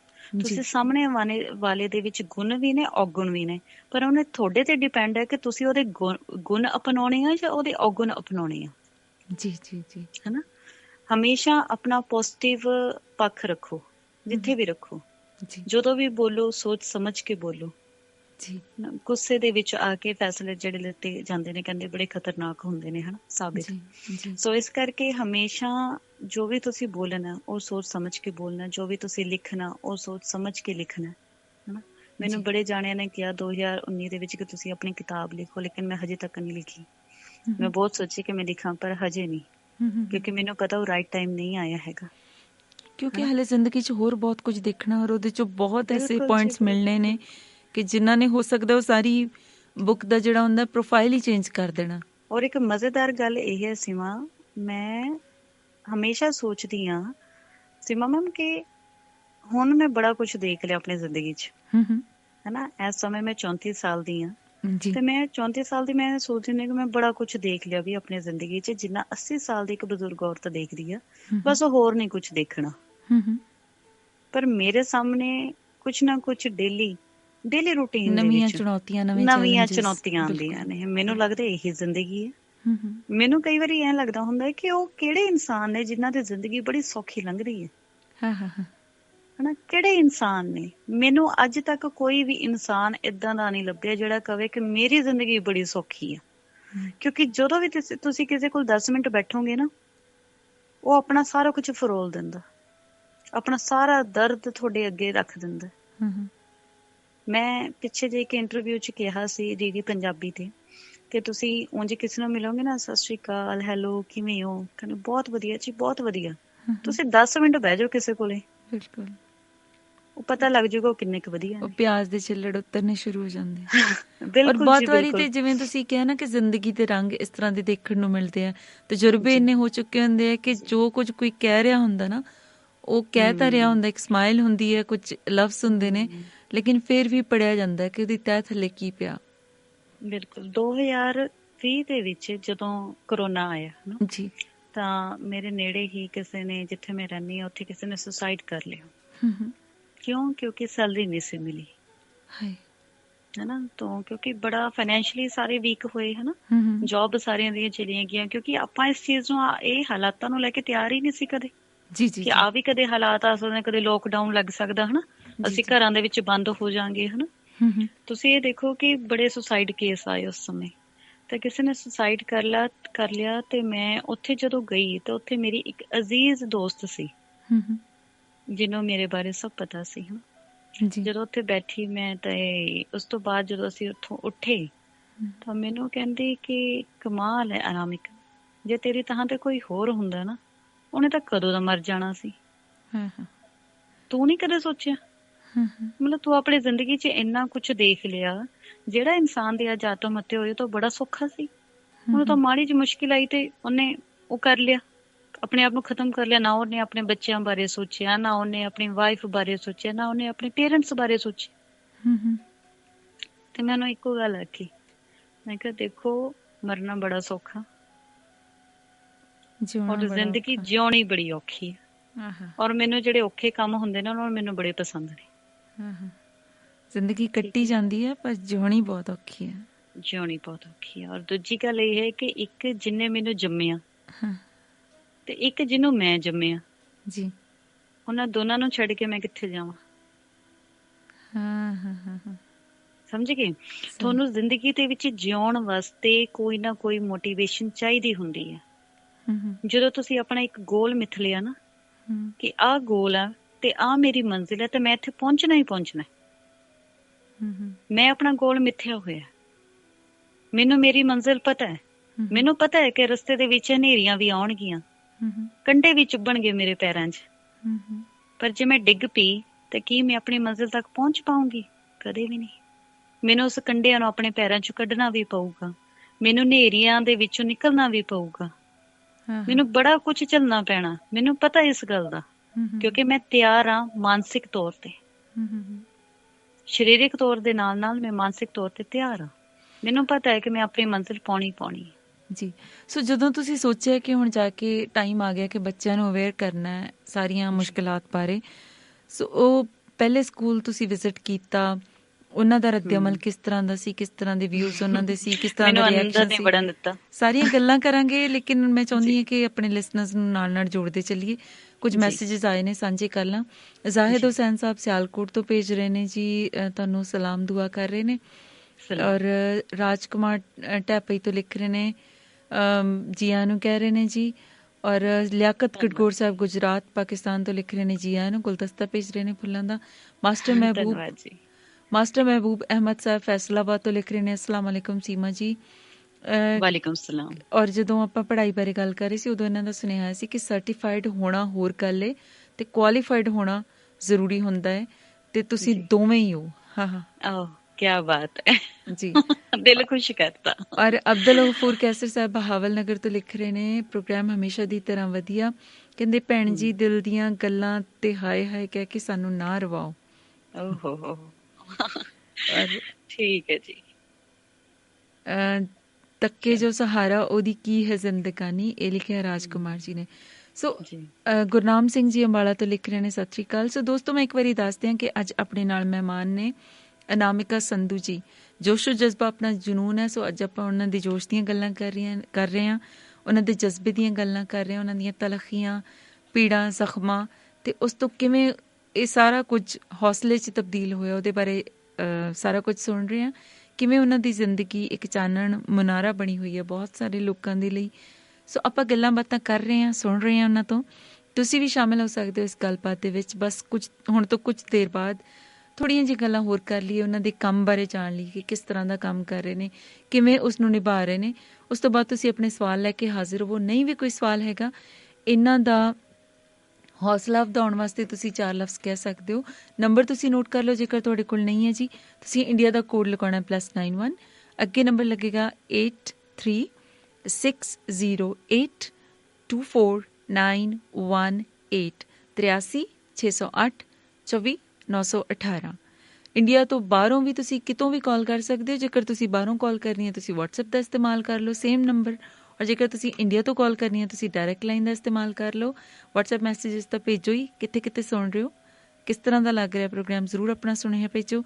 ਨੰਬਰ ਮੈਂ ਰਿਪੀਟ ਕਰਦੀ ਹਾਂ, +91 8360824918 8360824918। ਅਨਾਮਿਕਾ ਜੀ, ਸਰਬਜੀਤ ਚਹਿਲ ਜੀ ਗੁਰਦਾਸਪੁਰ ਤੋਂ ਆਪਣੇ ਰੈਗੂਲਰ ਲਿਸਨਰ ਨੇ, ਉਹ ਲਿਖ ਰਹੇ ਨੇ, ਸਿਰ ਝੁਕਦਾ ਅਨਾਮਿਕਾ ਜੀ ਤੇ ਸਿਰੜ ਸਿਦਕ ਅੱਗੇ। ਬਹੁਤ ਬਹੁਤ ਧੰਨਵਾਦ ਜੀ। ਜੀ, ਤੁਸੀਂ ਗੱਲ ਕਰ ਰਹੇ ਸੀ ਕਿ ਪਹਿਲਾ ਸਕੂਲ ਜਦੋਂ ਤੁਸੀਂ ਵਿਜ਼ਿਟ ਕਰਨ ਗਏ ਤੇ ਕਿਸ ਤਰ੍ਹਾਂ ਦਾ ਡਾਇਲੋਗ ਰਿਹਾ ਫਿਰ? ਜਦੋਂ ਮੈਂ ਪਹਿਲਾ ਸਕੂਲ ਵਿਜ਼ਿਟ ਕਰਨ ਗਈ ਤਾਂ ਉੱਥੇ ਮੈਨੂੰ ਇਹ ਕਿਹਾ ਗਿਆ ਕਿ ਬੱਚਿਆਂ ਦੀ ਪੜ੍ਹਾਈ ਖਰਾਬ ਹੁੰਦੀ ਹੈ, ਹਨਾ। ਤੇ ਮੈਂ ਉਹਨਾਂ ਨੂੰ ਸਮਝਾਉਣ ਦੀ ਬੜੀ ਕੋਸ਼ਿਸ਼ ਕੀਤੀ ਕਿ ਦੇਖੋ, ਜੋ ਮੈਂ ਦੱਸਣਾ ਚਾਹੁੰਦੀ ਹਾਂ ਨਾ, ਇਹ ਪੜ੍ਹਾਈ ਨਾਲੋਂ ਜ਼ਿਆਦਾ ਜ਼ਰੂਰੀ ਹੈ ਜੀ। ਕਿਉਂਕਿ ਮੈਨੂੰ ਲੱਗਦਾ ਹੈ ਕਿ ਜਿਹੜੀ ਪੜ੍ਹਾਈ ਹੁੰਦੀ ਹੈ, ਕਿਤਾਬੀ ਪੜ੍ਹਾਈ, ਹਨਾ, ਉਹਦੇ ਨਾਲ ਤੁਸੀਂ ਇੱਕ ਚੰਗੇ ਡਾਕਟਰ ਬਣ ਸਕਦੇ ਹੋ, ਇੱਕ ਚੰਗੇ ਇੰਜੀਨੀਅਰ ਬਣ ਸਕਦੇ ਹੋ। ਪਰ ਜੇ ਤੁਹਾਨੂੰ ਚੰਗੇ ਇਨਸਾਨ ਬਣਨਾ ਨਾ, ਤਾਂ ਤੁਹਾਨੂੰ ਜ਼ਿੰਦਗੀ ਦੀ ਪੜ੍ਹਾਈ ਪੜ੍ਹਨੀ ਬੜੀ ਜ਼ਰੂਰੀ ਹੈ ਜੀ। ਔਰ ਜੇ ਤੁਹਾਨੂੰ ਚੰਗੇ ਅਤੇ ਮਾੜੇ ਬਾਰੇ ਪਤਾ ਹੀ ਨਹੀਂ ਹੈਗਾ, ਹਨਾ, ਫਿਰ ਤੁਸੀਂ ਜ਼ਿੰਦਗੀ 'ਚ ਅੱਗੇ ਵਧੋਗੇ ਕਿਵੇਂ? ਸਹੀ। ਸੋ ਮੈਨੂੰ 1-2 ਸਕੂਲ ਤੋਂ ਤਾਂ ਮੈਨੂੰ ਟਾਈਮ ਹੀ ਨਹੀਂ ਦਿੱਤਾ ਗਿਆ, ਹਨਾ। ਪਰ ਜਦੋਂ 2019 ਦੇ ਵਿੱਚ ਜਦੋਂ ਮੇਰੀ ਇੰਟਰਵਿਊਜ਼ ਆਉਣੀਆਂ ਸ਼ੁਰੂ ਹੋਈਆਂ, ਹਨਾ, ਜੋਸ਼ ਟਾਕ ਤੋਂ ਬਾਅਦ ਕਾਫੀ ਇੰਟਰਵਿਊਜ਼ ਆਈਆਂ। ਉਸ ਤੋਂ ਬਾਅਦ ਫਿਰ ਮੈਨੂੰ ਆਪਣੇ ਆਪ ਹੀ ਸਕੂਲ ਦੇ ਵਿੱਚੋਂ ਵੱਖ-ਵੱਖ ਸਕੂਲਾਂ ਤੋਂ ਮੈਨੂੰ ਮੈਸੇਜ ਆਉਣੇ ਸ਼ੁਰੂ ਹੋ ਗਏ, ਮੈਨੂੰ ਫੋਨ ਆਉਣੇ ਸ਼ੁਰੂ ਹੋ ਗਏ ਕਿ ਤੁਸੀਂ ਸਾਡੇ ਸਕੂਲ 'ਚ ਆਓ ਤੇ ਸਾਡੇ ਬੱਚਿਆਂ ਨੂੰ ਦੱਸ ਕੇ ਜਾਓ। ਔਰ ਪੰਜਾਬ ਦੇ ਵੱਖ-ਵੱਖ ਜ਼ਿਲ੍ਹਿਆਂ ਤੋਂ ਜਿਹੜੇ NGO ਸੀ, ਸਾਡੇ ਭੈਣ ਭਰਾ ਜਿਹੜੇ NGO ਚਲਾਉਂਦੇ ਨੇ, ਹਨਾ, ਸੋ ਉਹਨਾਂ ਨੇ ਕਹਿਣਾ ਕਿ ਭੈਣੇ ਤੁਸੀਂ ਆਓ, ਸਾਡੇ ਜ਼ਿਲ੍ਹੇ ਦੇ ਵਿੱਚ ਆਓ, ਸਾਡੇ ਇੱਥੇ ਪਿੰਡ ਦੇ ਵਿੱਚ ਸਕੂਲ ਹੈਗਾ, ਸਰਕਾਰੀ ਸਕੂਲ, ਮੈਂ ਆਪਣੇ ਪਿੰਡ ਦੇ ਵਿੱਚ ਇਹ ਸੈਮੀਨਾਰ ਲਗਵਾਉਣਾ ਚਾਹੁੰਦੀ ਹਾਂ ਜਾਂ ਚਾਹੁੰਦਾ, ਹਨਾ। ਤਾਂ ਫਿਰ ਮੈਂ ਉੱਥੇ ਫਿਰ ਉਹਨਾਂ ਦੇ ਜ਼ਰੀਏ ਉਹਨਾਂ ਨਾਲ ਜਾਣਾ ਸ਼ੁਰੂ ਕੀਤਾ। ਸੋ ਇਹੀ ਬਸ ਕਾਰਵਾ ਚੱਲਦਾ ਗਿਆ ਤੇ ਅੱਜ ਮੈਂ ਤੁਹਾਡੇ ਨਾਲ। ਜੀ, ਸੋ ਜਦੋਂ ਆਪਾਂ ਸਕੂਲਾਂ 'ਚ ਜਾਂਦੇ ਹਾਂ, ਤੁਸੀਂ ਇੱਕ ਏਜ ਗਰੁੱਪ ਵੀ ਦੱਸਿਆ, ਉਸ ਏਜ ਗਰੁੱਪ ਦੇ ਵਿੱਚ ਬਹੁਤ ਸਾਰੀਆਂ ਗੱਲਾਂ ਨਹੀਂ ਸਮਝ ਆਉਂਦੀਆਂ। ਸੋ ਬੱਚਿਆਂ ਦੇ ਨਾਲ ਵੈਸੇ ਵੀ ਅਸੀਂ ਕਦੇ ਇੰਟਰਵਿਊ ਕਰਦੇ ਹਾਂ ਜਾਂ ਉਹਨਾਂ ਦੇ ਨਾਲ ਇੰਟਰੈਕਟ ਕਰਦੇ ਹਾਂ, ਉਹਨਾਂ ਨੂੰ ਕੋਈ ਗੱਲ ਸਮਝਾਉਣੀ ਚਾਹੁੰਦੇ ਹਾਂ, ਉਹਨਾਂ ਦੇ ਲੈਵਲ 'ਤੇ ਆ ਕੇ ਸਾਨੂੰ ਗੱਲ ਕਰਨੀ ਪੈਂਦੀ ਹੈ, ਉਸ ਭਾਸ਼ਾ 'ਚ ਗੱਲ ਕਰਨੀ ਪੈਂਦੀ ਹੈ ਜਿਹੜੀ ਉਹਨਾਂ ਨੂੰ ਸਮਝ ਆ ਜਾਏ ਅਤੇ ਜਿਹੜੀ ਉਹਨਾਂ ਦੇ ਅੰਦਰ ਦਹਿਸ਼ਤ ਕ੍ਰੀਏਟ ਨਾ ਕਰੇ। ਸੋ ਤੁਸੀਂ ਕਿਵੇਂ ਦਾ ਰਸਤਾ ਇਖਤਿਆਰ ਕੀਤਾ?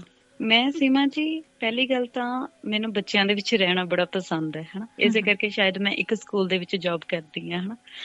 ਤੇ ਬੱਚਿਆਂ ਦੇ ਨਾਲ, ਕਿਉਂਕਿ ਜਦੋਂ ਤੁਸੀਂ ਬੱਚਿਆਂ ਦੇ ਵਿੱਚ ਰਹਿੰਦੇ ਹੋ ਤਾਂ ਬੱਚੇ ਬਣ ਜਾਂਦੇ ਹੋ ਨਾ, ਤੁਸੀਂ ਸਾਰੀਆਂ ਦੁੱਖ ਤਕਲੀਫਾਂ ਭੁੱਲ ਜਾਂਦੇ ਹੋ।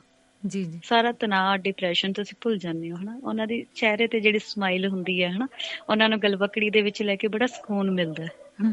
ਔਰ ਜਦੋਂ ਵੀ ਮੈਂ ਸਕੂਲ ਦੇ ਵਿੱਚ ਜਾਂਦੀ ਹਾਂ, ਜਿਸ ਤਰ੍ਹਾਂ ਮੈਂ ਪਹਿਲਾਂ ਵੀ ਕਿਹਾ ਕਿ ਮੈਂ ਬੜੇ ਸੌਖੇ ਸ਼ਬਦਾਂ ਦਾ ਇਸਤੇਮਾਲ ਕਰਦੀ ਹਾਂ, ਬੜੇ ਸਰਲ ਸ਼ਬਦਾਂ ਦਾ, ਜਿਹੜੇ ਸਭ ਨੂੰ ਸਮਝ ਆ ਜਾਣ ਹਨਾ। ਤਾਂ ਮੈਂ ਜਦੋਂ ਸਕੂਲ 'ਚ ਜਾਂਦੀ ਹਾਂ ਤਾਂ ਉੱਥੇ ਮੂੰਹ ਦੇ ਨਾਲ ਨਾਲ ਆਪਣੇ ਹੱਥਾਂ ਦਾ ਵੀ ਪ੍ਰਯੋਗ ਕਰਦੀ ਹਾਂ। ਜਿਸ ਤਰ੍ਹਾਂ ਅਗਰ ਆਪਾਂ ਮੈਂ ਗੱਲ ਕਰਾਂ ਗੁੱਡ ਟੱਚ ਦੀ ਹਨਾ, ਤਾਂ ਗੁੱਡ ਟੱਚ ਕਿਹਨੂੰ ਕਹਿੰਦੇ ਨੇ? ਜਦੋਂ ਕੋਈ ਸਾਨੂੰ ਸ਼ਾਬਾਸ਼ੀ ਦਿੰਦਾ, ਮੋਢੇ ਤੇ ਹੱਥ ਰੱਖ ਕੇ ਹਨਾ, ਸਾਡੇ ਸਿਰ ਤੇ ਹੱਥ ਰੱਖ ਕੇ ਸਾਨੂੰ ਦੁਆਵਾਂ ਦਿੰਦਾ, ਸਾਨੂੰ ਹੱਲਾਸ਼ੇਰੀ ਦਿੰਦਾ ਹਨਾ, ਉਹਨੂੰ ਗੁੱਡ ਟੱਚ ਕਹਿੰਦੇ ਨੇ। ਔਰ ਬੈਡ ਟੱਚ, ਮਾੜਾ ਸਪਰਸ਼ ਕੀ ਹੁੰਦਾ? ਜਦੋਂ ਸਾਡੇ ਕੋਈ ਪ੍ਰਾਈਵੇਟ ਪਾਰਟਸ ਨੂੰ ਹੱਥ ਲਾਉਂਦਾ ਹਨਾ, ਸਾਨੂੰ ਕੋਈ ਗਲਤ ਤਰੀਕੇ ਨਾਲ ਛੂਹਣ ਦੀ ਕੋਸ਼ਿਸ਼ ਕਰਦਾ।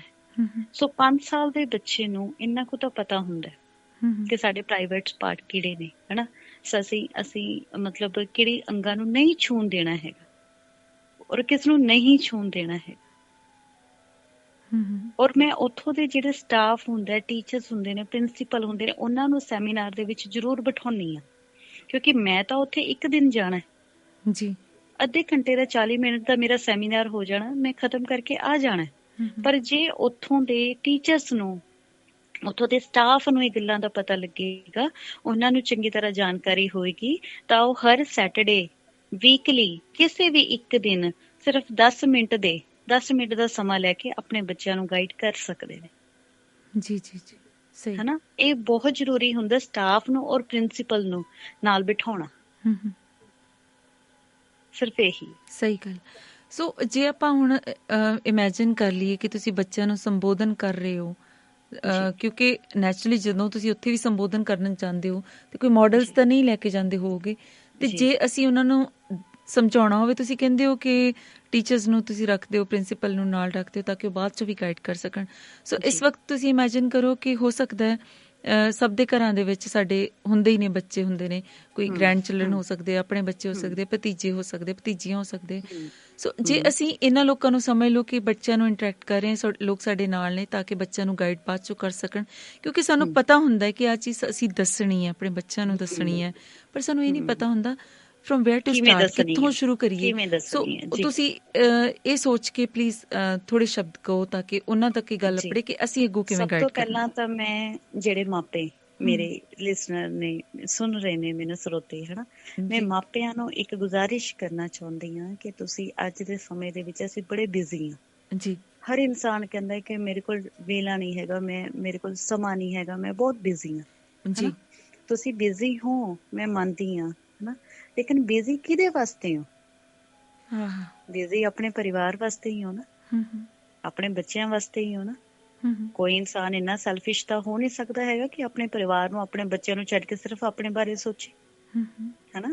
ਤੁਸੀਂ ਜੋ ਵੀ ਕਮਾਈ ਕਰ ਰਹੇ ਹੋ ਆਪਣੇ ਬੱਚਿਆਂ ਲਈ ਕਰ ਰਹੇ ਹੋ, ਲੇਕਿਨ ਸਭ ਤੋਂ ਅਸਲੀ ਕਮਾਈ, ਤੁਹਾਡੀ ਜਾਇਦਾਦ, ਤੁਹਾਡੀ ਜ਼ਮੀਨ, ਸਭ ਕੁਝ ਕੌਣ ਹੈ? ਤੁਹਾਡੇ ਬੱਚੇ ਨੇ ਜੀ ਹਨਾ। ਆਪਣੇ ਬੱਚਿਆਂ ਨੂੰ ਸੰਭਾਲ ਕੇ ਰੱਖਣਾ ਬੜਾ ਜ਼ਰੂਰੀ ਹੈ। ਆਪਣੇ ਬੱਚਿਆਂ ਦੀ ਚੰਗੀ ਪਰਵਰਿਸ਼ ਕਰਨੀ, ਉਹਨਾਂ ਨੂੰ ਚੰਗੇ ਸੰਸਕਾਰ ਦੇਣੇ ਬੜੇ ਜ਼ਰੂਰੀ ਨੇ, ਪਰ ਆਪਣੇ ਬੱਚਿਆਂ ਨੂੰ ਮਾਨਸਿਕ ਅਤੇ ਸਰੀਰਕ ਤੌਰ ਤੇ ਮਜ਼ਬੂਤ ਬਣਾਉਣਾ ਬਹੁਤ ਜ਼ਰੂਰੀ ਹੈ। ਉਹ ਕਦੋਂ ਹੋਏਗਾ? ਜਦੋਂ ਤੁਸੀਂ ਆਪਣੇ ਬੱਚਿਆਂ ਨੂੰ ਸਮਾਂ ਦਿਓਗੇ। 24 ਘੰਟਿਆਂ ਦੇ ਵਿੱਚ ਮੈਂ ਕਹਿੰਦੀ 23 ਘੰਟੇ ਤੁਸੀਂ ਆਪ ਰੱਖ ਲਓ, ਸਿਰਫ 1 ਘੰਟਾ ਆਪਣੇ ਬੱਚਿਆਂ ਨੂੰ ਦਿਓ। ਆਪਣੇ ਬੱਚਿਆਂ ਦੇ ਨਾਲ ਬੈਠੋ, ਉਹਨਾਂ ਨਾਲ ਗੱਲਾਂ ਬਾਤਾਂ ਕਰੋ, ਉਹਨਾਂ ਦੀ ਸੁਣੋ। ਤੁਹਾਡੇ ਬੱਚੇ ਤੁਹਾਨੂੰ ਕੀ ਦੱਸਣਾ ਚਾਹੁੰਦੇ ਨੇ? ਕਹਿੰਦੇ ਨੇ ਕਿ ਬੱਚੇ ਰੱਬ ਦਾ ਰੂਪ ਹੁੰਦੇ ਨੇ ਜੀ ਹਨਾ, ਔਰ ਰੱਬ ਕਦੇ ਝੂਠ ਨਹੀਂ ਬੋਲਦਾ ਜੀ ਜੀ ਹਨਾ। ਤੁਸੀਂ ਆਪਣੇ ਬੱਚਿਆਂ ਨਾਲ ਬੈਠੋ, ਸੁਣੋ। ਤੁਸੀਂ ਆਪਣੇ ਪੂਰੇ ਦਿਨ ਦੀ ਗੱਲਬਾਤ ਬੱਚਿਆਂ ਨੂੰ ਸੁਣਾਓ। ਆਪਣੇ ਬੱਚਿਆਂ ਤੋਂ ਸੁਣੋ ਕਿ ਉਹਨਾਂ ਦਾ ਸਾਰਾ ਦਿਨ ਕਿਹੋ ਜਿਹਾ ਰਿਹਾ ਹਨਾ। ਤੁਹਾਡਾ ਬੱਚਾ ਕਿਹੜੀ ਸੰਗਤ ਦੇ ਵਿੱਚ ਉੱਠ ਬੈਠ ਰਿਹਾ, ਉਸ ਗੱਲ ਦਾ ਧਿਆਨ ਰੱਖੋ। ਤੁਹਾਡਾ ਬੱਚਾ ਮੋਬਾਇਲ ਤੇ, ਕਿਉਂਕਿ ਅੱਜ ਕੱਲ ਤਾਂ 1.5-2 ਸਾਲ ਦਾ ਬੱਚਾ ਮੋਬਾਇਲ ਪੜ੍ਹ ਰਿਹਾ, ਸੋ ਤੁਹਾਡਾ ਬੱਚਾ ਮੋਬਾਇਲ ਦੇ ਉੱਪਰ ਕੀ ਦੇਖ ਰਿਹਾ, ਇਸ ਗੱਲ ਦਾ ਧਿਆਨ ਰੱਖੋ। ਔਰ ਆਪਣੇ ਬੱਚਿਆਂ ਨੂੰ ਚੰਗੇ ਅਤੇ ਮਾੜੇ ਸਪਰਸ਼ ਬਾਰੇ ਕਿਵੇਂ ਦੱਸਣਾ, ਮਾਂ ਪਿਓ ਤੋਂ ਵੱਧ ਮੈਨੂੰ ਲੱਗਦਾ ਕਿ ਕੋਈ ਦੱਸ ਹੀ ਨਹੀਂ ਸਕਦਾ। ਜੀ ਜੀ, ਹਨਾ, ਜਿੰਨੇ ਚੰਗੇ ਤਰੀਕੇ ਨਾਲ ਤੁਸੀਂ ਆਪਣੇ ਬੱਚਿਆਂ ਨੂੰ ਦੱਸ ਸਕਦੇ ਹੋ ਕਿ ਬੱਚਾ ਇਹ ਮਾੜਾ ਸਪਰਸ਼ ਹੈ। ਜੇ ਤੁਹਾਨੂੰ ਕੋਈ ਏਦਾਂ ਹੱਥ ਲਾਵੇ, ਹਨਾ, ਤੁਹਾਡੇ ਪ੍ਰਾਈਵੇਟ ਪਾਰਟਸ ਨੂੰ ਹੱਥ ਲਾਵੇ, ਜਾਂ ਤੁਹਾਨੂੰ ਕੋਈ ਕਵੇ ਕਿ ਇਸ ਤਰ੍ਹਾਂ ਕੱਪੜੇ ਮੇਰੇ ਸਾਹਮਣੇ ਚੇਂਜ ਕਰ, ਜਾਂ ਤੁਹਾਡੇ ਸਾਹਮਣੇ ਕੋਈ ਕੱਪੜੇ ਚੇਂਜ ਕਰੇ, ਹਨਾ, ਤੁਹਾਡੇ ਸਾਹਮਣੇ ਕੋਈ ਕੱਪੜੇ ਉਤਾਰਨ ਦੀ ਕੋਸ਼ਿਸ਼ ਕਰੇ, ਜਾਂ ਤੁਹਾਨੂੰ ਕੋਈ ਅਸ਼ਲੀਲ ਫੋਟੋਆਂ, ਆਪਣੇ ਮੋਬਾਈਲ ਦੇ ਵਿੱਚ ਅਸ਼ਲੀਲ ਫੋਟੋਆਂ ਜਾਂ ਅਸ਼ਲੀਲ ਫਿਲਮਾਂ ਦਿਖਾਵੇ, ਤਾਂ ਇਹ ਮਤਲਬ ਗਲਤ ਹੈ ਜੀ, ਹਨਾ। ਔਰ ਚੰਗਾ ਸਪਰਸ਼ ਕੀ ਹੈ, ਤੁਸੀਂ ਆਪਣੇ ਬੱਚੇ ਦੇ ਸਿਰ ਤੇ ਹੱਥ ਰੱਖੋ, ਆਪਣੇ ਬੱਚੇ ਦੇ ਮੋਢੇ ਤੇ ਹੱਥ ਰੱਖੋ, ਉਹਨੂੰ ਦੱਸੋ ਕਿ ਇਹ ਚੰਗਾ ਸਪਰਸ਼ ਹੈ ਜੀ, ਹਨਾ। ਚੰਗੇ ਅਤੇ ਮਾੜੇ ਦੇ ਵਿੱਚ ਭੇਦ ਭਾਵ ਦੱਸਣਾ ਬਹੁਤ ਜ਼ਰੂਰੀ ਹੈ। ਦੋਨਾਂ ਦੇ ਵਿੱਚ ਅੰਤਰ ਕੀ ਆ ਉਹ ਦੱਸਣਾ ਬਹੁਤ ਜ਼ਰੂਰੀ ਆ, ਤਾਂ ਕਿ ਜੋ ਦਿਲਰੋਜ਼ 2.5 ਸਾਲ ਦੀ ਬੱਚੀ ਜਿਹੜੀ ਲੁਧਿਆਣਾ ਦੇ ਵਿੱਚ ਸੀ, ਜੋ ਉਹਦੇ ਨਾਲ ਹੋਇਆ ਉਹ ਕਿਸੇ ਹੋਰ ਨਾਲ ਨਾ ਹੋਵੇ, ਜੋ ਮੇਰੇ ਨਾਲ ਮੇਰੇ ਬਚਪਨ 'ਚ ਹੋਇਆ ਉਹ ਕਿਸੇ ਹੋਰ ਨਾਲ ਨਾ ਹੋਵੇ, ਜੋ ਛੋਟੀ ਛੋਟੀ ਬੱਚੀਆਂ ਦੇ ਨਾਲ ਉਹਨਾਂ ਦੇ ਨਾਲ ਹੁੰਦਾ ਹੈ ਉਹ ਕਿਸੇ ਹੋਰ ਨਾਲ ਨਾ ਹੋਵੇ। ਜੀ, ਸੋ ਅਕਸਰ ਜਦੋਂ ਅਸੀਂ ਕਿਤੇ ਵੀ, ਫਰਜ਼ ਕਰੋ ਅਸੀਂ ਕਿਤਾਬੀ ਗੱਲਾਂ ਕਰੀਏ, ਉਦੋਂ ਜਦੋਂ ਗੁੱਡ ਟੱਚ ਬੈਡ ਟੱਚ ਬਾਰੇ ਦੱਸਿਆ ਜਾਂਦਾ ਹੈ ਤਾਂ ਉਦੋਂ ਅਕਸਰ ਇਹ ਕਿਹਾ ਜਾਂਦਾ ਹੈ ਕਿ ਤੁਹਾਡੇ ਪੇਰੈਂਟਸ ਸਿਰਫ ਅਲਾਉਡ ਹੁੰਦੇ ਹੈ ਕਿ ਤੁਸੀਂ ਤੁਹਾਡੇ ਪਾਰਟਸ ਨੂੰ ਉਹ ਟੱਚ ਕਰ ਸਕਦੇ ਆ ਜਾਂ ਨਾ ਲਾ ਤੋਂ ਲਾ ਸਕਦੇ ਆ, ਜਾਂ ਬਾਕੀ ਤੁਹਾਡੇ ਕਾਰ ਵਿਹਾਰ ਕਰ ਸਕਦੇ ਨੇ। ਸੋ ਹੁਣ ਤੁਹਾਡੇ ਕੇਸ ਦੇ ਵਿੱਚ ਤੇ ਉਹ ਵੀ ਇੱਕ ਕੰਟਰਾਡਿਕਸ਼ਨ ਹੋ ਗਈ। ਸੋ ਬੱਚਿਆਂ ਨੂੰ ਇਹ ਕਿਵੇਂ ਦੱਸਣਾ ਹੈ ਕਿ ਨਹੀਂ, ਉੱਥੇ ਵੀ ਤੁਸੀਂ ਬਾਰਡਰ ਲਾਈਨ ਦਾ ਧਿਆਨ ਰੱਖਣਾ? ਨਹੀਂ, ਦੇਖੋ, ਜਿਹੜੀ ਮਾਂ ਹੈ, ਜਿਹੜੀ ਮਾਂ ਨੇ ਢਿੱਡੋਂ ਜੰਮਿਆ, ਹਨਾ, 9 ਮਹੀਨੇ ਕੁੱਖ ਦੇ ਵਿੱਚ ਰੱਖਿਆ, ਹਨਾ, ਉਹਦੀ ਵੀ ਕੋਈ ਸੀਮਾ ਹੁੰਦੀ ਹੈ ਹਨਾ। ਇੱਕ ਮਾਂ ਹੈ, ਉਹ 5 ਸਾਲ ਦੇ 10 ਸਾਲ ਦੇ ਬੱਚੇ ਤੱਕ ਉਹਨੂੰ ਨਿਭਾ ਸਕਦੀ ਹੈ ਹਨਾ। ਲੇਕਿਨ ਜਦੋਂ ਬੱਚੇ ਵੱਡੇ ਹੋ ਜਾਂਦੇ ਨੇ, ਆਪ ਹੀ ਆਪਣੇ ਮਾਂ ਪਿਓ ਤੋਂ ਸੰਗ ਮੰਨਣਾ ਸ਼ੁਰੂ ਕਰ ਦਿੰਦੇ ਨੇ। ਜੀ ਜੀ, ਹਨਾ, ਜਦੋਂ 13-14 ਸਾਲ ਦਾ ਬੱਚਾ ਹੋ ਗਿਆ ਹਨਾ, ਆਪਣੇ ਆਪ ਹੀ ਮਾਂ ਪਿਓ ਤੋਂ ਸੰਗ ਮੰਨਣੇ ਸ਼ੁਰੂ ਕਰ ਦਿੰਦਾ। ਉਹ ਖੁਦ ਹੀ ਨਹਾਉਂਦਾ, ਖੁਦ ਹੀ ਕੱਪੜੇ ਬਦਲਦਾ ਹੈ ਹਨਾ, ਉਹ ਕਦੇ ਨਹੀਂ ਕਹਿੰਦਾ ਹੈਗਾ ਹਨਾ। ਹੁਣ ਜਿੱਥੇ ਗੱਲ ਕਰਦੇ ਪਿਤਾ ਦੀ ਭੂਮਿਕਾ, ਹਨਾ, ਪਿਤਾ ਦੀ ਭੂਮਿਕਾ ਦੀ ਅਗਰ ਗੱਲ ਕਰੀਏ ਤਾਂ ਮੈਂ ਇੱਕ ਜ਼ੂਮ ਦੇ ਉੱਪਰ ਨਾ ਇੱਕ ਸੈਮੀਨਾਰ ਕੀਤਾ ਸੀ ਜਦੋਂ ਕੋਵਿਡ ਟਾਈਮ ਚੱਲ ਰਿਹਾ ਸੀ। ਇੱਕ ਛੋਟੀ ਜਿਹੀ ਐਗਜ਼ਾਮਪਲ ਆ, ਉਹਦੇ ਨਾਲ ਤੁਹਾਨੂੰ ਸਮਝਾਉਂਦੀ ਹਾਂ, ਸ਼ਾਇਦ ਸਮਝ ਆ ਜੀ। ਸੋ ਉਹਦੇ ਵਿੱਚ ਜਦੋਂ ਮੈਂ ਸੈਮੀਨਾਰ ਕੀਤਾ ਤਾਂ ਉਹਦੇ ਵਿੱਚ ਮੈਂ ਦੱਸਿਆ ਗੁੱਡ ਐਂਡ ਬੈਡ ਟੱਚ ਕੀ ਹੁੰਦਾ ਹਨਾ।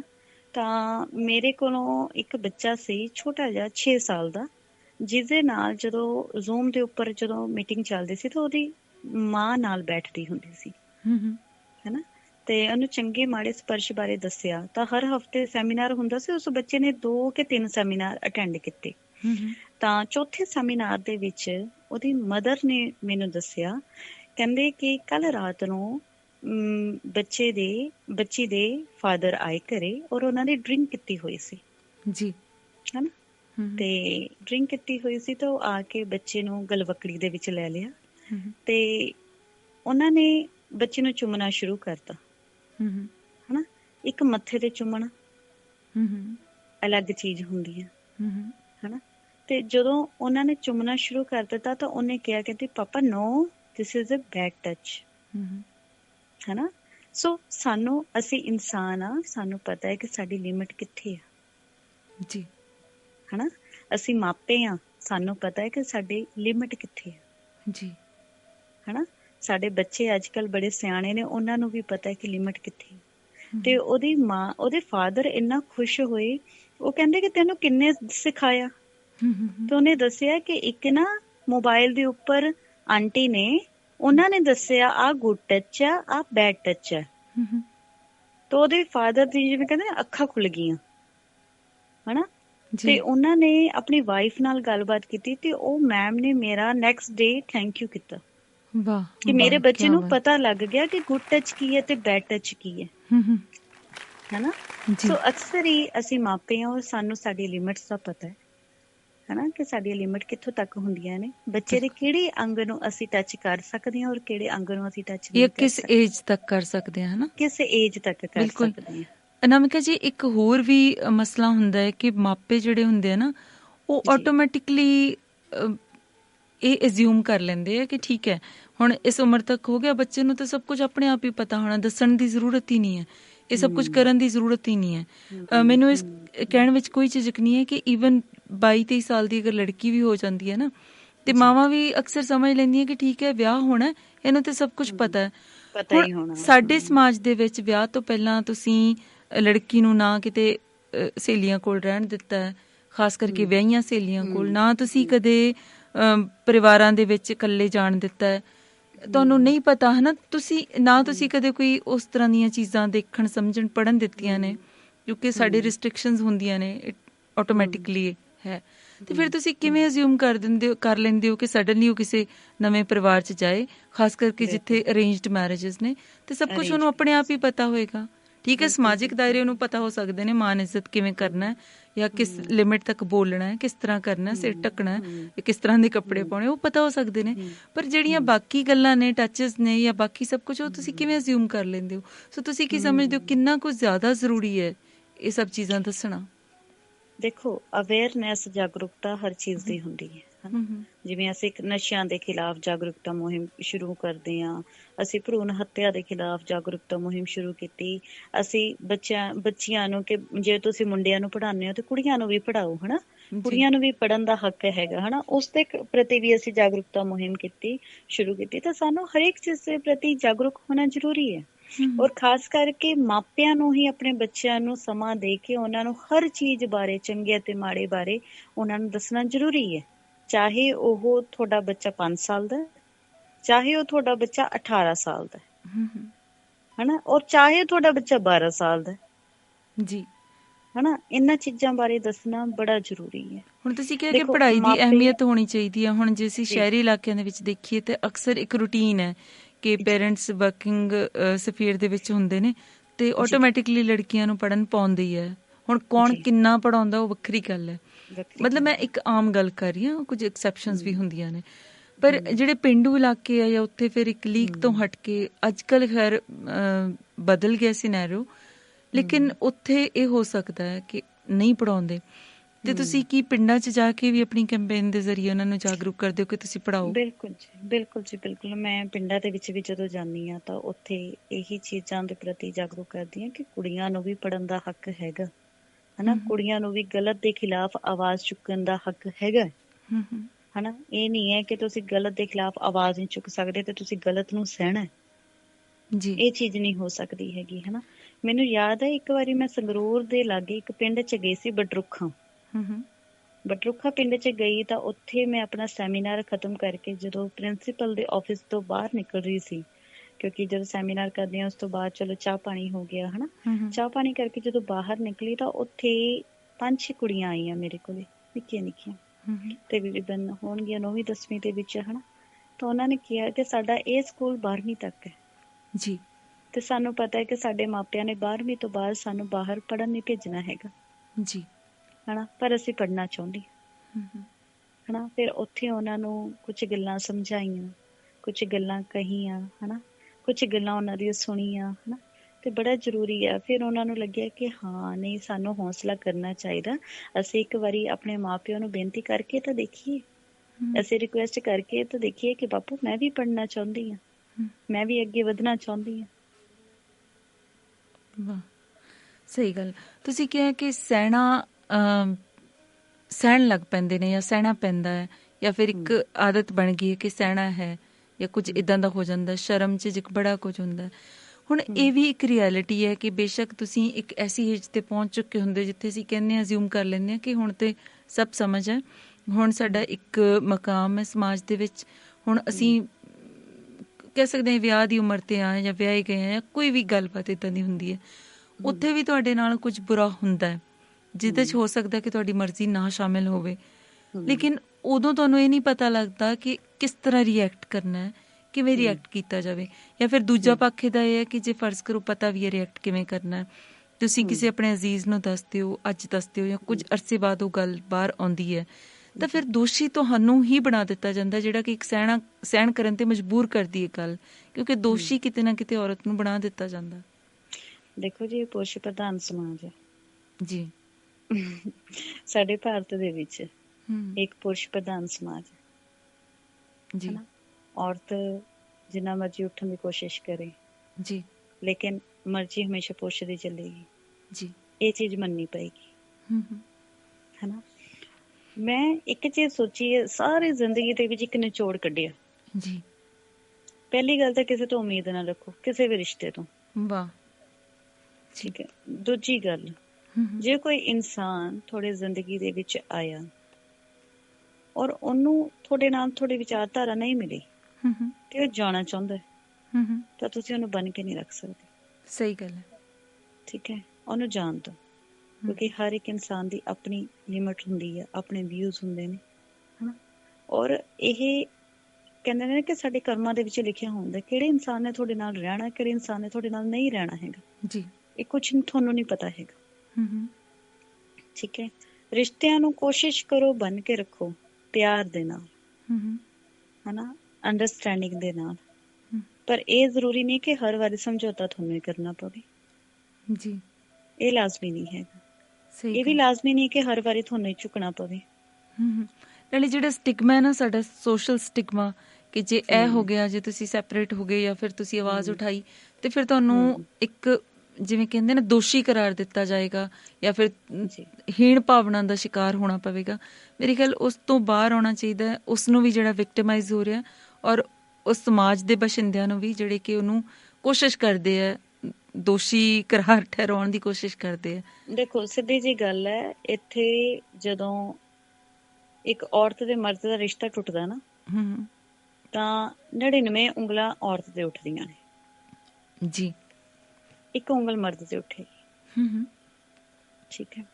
ਔਰ ਦੂਜੀ ਗੱਲ ਇਹ ਹੈ ਕਿ ਜੇ ਤੁਸੀਂ ਲੋਕਾਂ ਦੀ ਪਰਵਾਹ ਕਰ ਲਈ, ਲੋਕ ਤਾਂ ਦੇਖੋ ਬੋਲਣਗੇ, ਜੇ ਤੁਹਾਡੇ ਵਾਸਤੇ ਚੰਗਾ ਨਹੀਂ ਬੋਲਣਗੇ ਤਾਂ ਮਾੜਾ ਜ਼ਰੂਰ ਬੋਲਣਗੇ, ਲੇਕਿਨ ਬੋਲਣਗੇ ਜ਼ਰੂਰ ਜੀ। ਪਰ ਜੇ ਤੁਸੀਂ ਲੋਕਾਂ ਦੀ ਪਰਵਾਹ ਕਰ ਲਈ ਤਾਂ ਤੁਸੀਂ ਜ਼ਿੰਦਗੀ 'ਚ ਅੱਗੇ ਨਹੀਂ ਵੱਧ ਸਕਦੇ। ਜੀ ਜੀ। ਜੇ ਮੈਂ ਲੋਕਾਂ ਦੀ ਪਰਵਾਹ ਕੀਤੀ ਹੁੰਦੀ ਹਨਾ ਤਾਂ ਸ਼ਾਇਦ ਮੈਂ ਅੱਜ ਇੱਥੇ ਨਾ ਹੁੰਦੀ ਜੀ, ਸ਼ਾਇਦ ਮੈਂ ਜਿਉਂਦੀ ਵੀ ਨਾ ਹੁੰਦੀ। ਕਦੋਂ ਜਾਂਦੇ ਸੋ ਆਪਾਂ ਔਰਤਾਂ ਦੀਆਂ ਗੱਲਾਂ ਕਰਦੇ ਹਾਂ, ਸਾਨੂੰ ਆਪ ਦੀਆਂ ਗੱਲਾਂ ਨਹੀਂ ਘੇਰਦੀਆਂ ਹੈਗੀਆਂ। ਜੀ ਜੀ ਜੀ। ਸਾਨੂੰ ਆਪ ਦੀਆਂ ਗੱਲਾਂ ਨਹੀਂ ਘੇਰਦੀਆਂ, ਸਾਨੂੰ ਲੋਕਾਂ ਦੀ ਗੱਲਾਂ ਘੇਰਦੀਆਂ ਨੇ ਜਦੋਂ ਅਸੀਂ ਡਿਪਰੈਸ਼ਨ 'ਚ ਜਾਂਦੇ ਹਾਂ ਹਨਾ। ਨਾਲੇ ਵੱਡੀ ਗੱਲ ਇਹ ਹੈ ਕਿ ਜਦੋਂ ਅਸੀਂ ਦੁੱਖ ਤਕਲੀਫ 'ਚ ਹੁੰਦੇ ਹਾਂ, ਭਾਵੇਂ ਉਹ ਮਾਲੀ ਸਾਨੂੰ ਔਖ ਹੋਵੇ ਤੇ ਭਾਵੇਂ ਕੋਈ ਹੋਰ ਔਖ ਹੋਵੇ, ਉਦੋਂ ਤੇ ਸਾਡੀ ਨਾ ਕੋਈ ਬਾਂਹ ਫੜਨ ਆਉਂਦਾ ਹੈ, ਨਾ ਮੋਢੇ ਤੇ ਹੱਥ ਰੱਖਣ ਆਉਂਦਾ, ਨਾ ਰੋਟੀ ਖਵਾਉਣ ਆਉਂਦਾ, ਨਾ ਹੋਰ ਕੋਈ ਮਾਲੀ ਮਦਦ ਕਰਨ ਆਉਂਦਾ, ਤੇ ਫਿਰ ਅਸੀਂ ਹਰ ਇੱਕ ਦੇ ਵਾਸਤੇ ਆਪਣੇ ਆਪ ਨੂੰ ਤਬਾਹ ਕਰ ਲੈਂਦੇ ਹਾਂ। ਤੇ ਮੈਨੂੰ ਲੱਗਦਾ ਇਹ ਰੂਪ ਵੀ ਸਮਾਜ ਦਾ ਬਦਲਣਾ ਪਏਗਾ।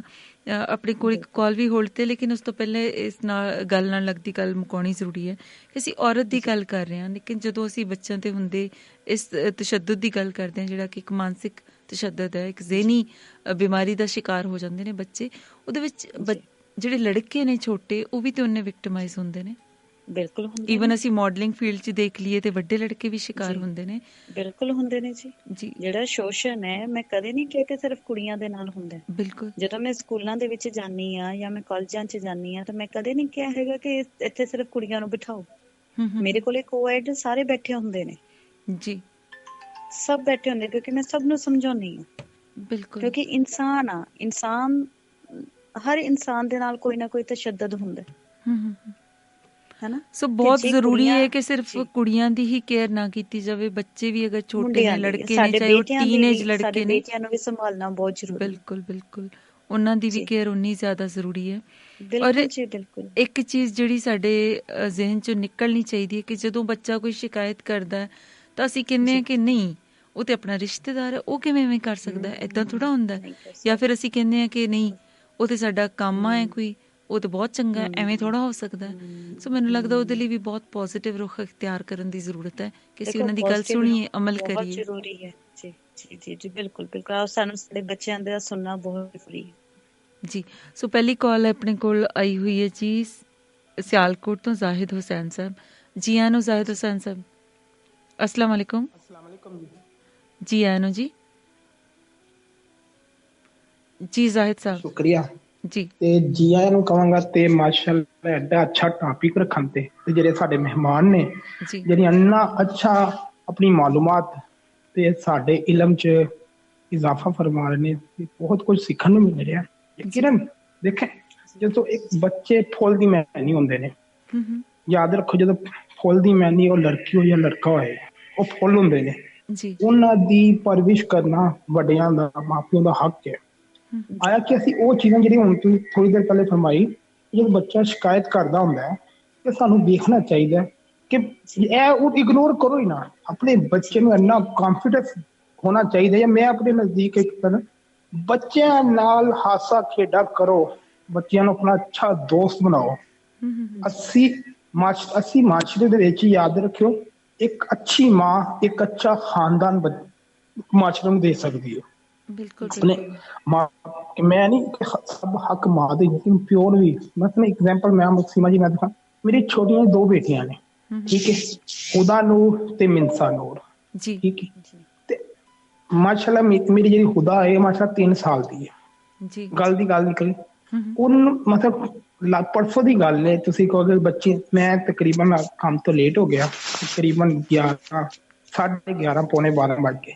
ਮੇਰੀ ਬੇਟੀ ਨੇ ਮੈਨੂੰ ਕਾਲ ਕੀਤੀ, मैं कहा बाबा जी रात बहुत हो गई है, ठंडी ठंडी हो रही है, आप जल्दी घर आओ।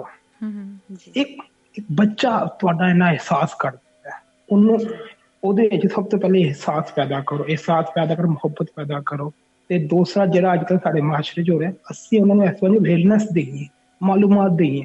ਬਹੁਤ ਅੱਛੀ ਗੱਲ ਸਾਡੇ ਮਹਿਮਾਨ ਨੇ ਕਹੀ ਕਿ ਉਹਨੂੰ ਦੱਸਿਆ ਜਦੋਂ ਪ੍ਰਾਈਵੇਟ ਪਾਰਟ ਜਾਂ ਕਿਸ ਤਰ੍ਹਾਂ ਅਸੀਂ ਉਹਦੇ ਸਾਹਮਣੇ ਜਿਹੜੀ ਚੀਜ਼ ਨਹੀਂ ਹੋਣ ਵਾਲੀ ਉਹਨੂੰ ਪਤਾ ਚੱਲੇ, ਅੱਛਾਈ ਕੀ ਹੈ ਬੁਰਾਈ ਕੀ ਹੈ।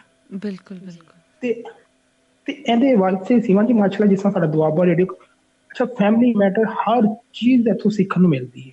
ਹਰ ਮਾਸ਼ਾਅੱਲਾ, ਚਾਹੇ ਮੀਆਂ ਬੀਵੀ ਦਾ ਰਿਸ਼ਤਾ, ਦੋਸਤਾਂ ਦਾ ਰਿਸ਼ਤਾ, ਤੇ ਅੱਜ ਦਾ ਜਿਹੜਾ ਟਾਪਿਕ ਵੀ ਬੱਚਿਆਂ ਤੇ ਰੱਖਿਆ, ਮੈਂ ਕਹਿੰਦਾ ਸੀਮਾ ਜੀ ਮੈਂ ਤੁਹਾਡੇ ਰਿਕੁਐਸਟ ਕਰਾਂਗਾ ਇਹਦੇ ਨਾਲ ਦੇ ਕੋਈ 5-6 ਪ੍ਰੋਗਰਾਮ ਹੋਣੇ ਚਾਹੀਦੇ ਨੇ।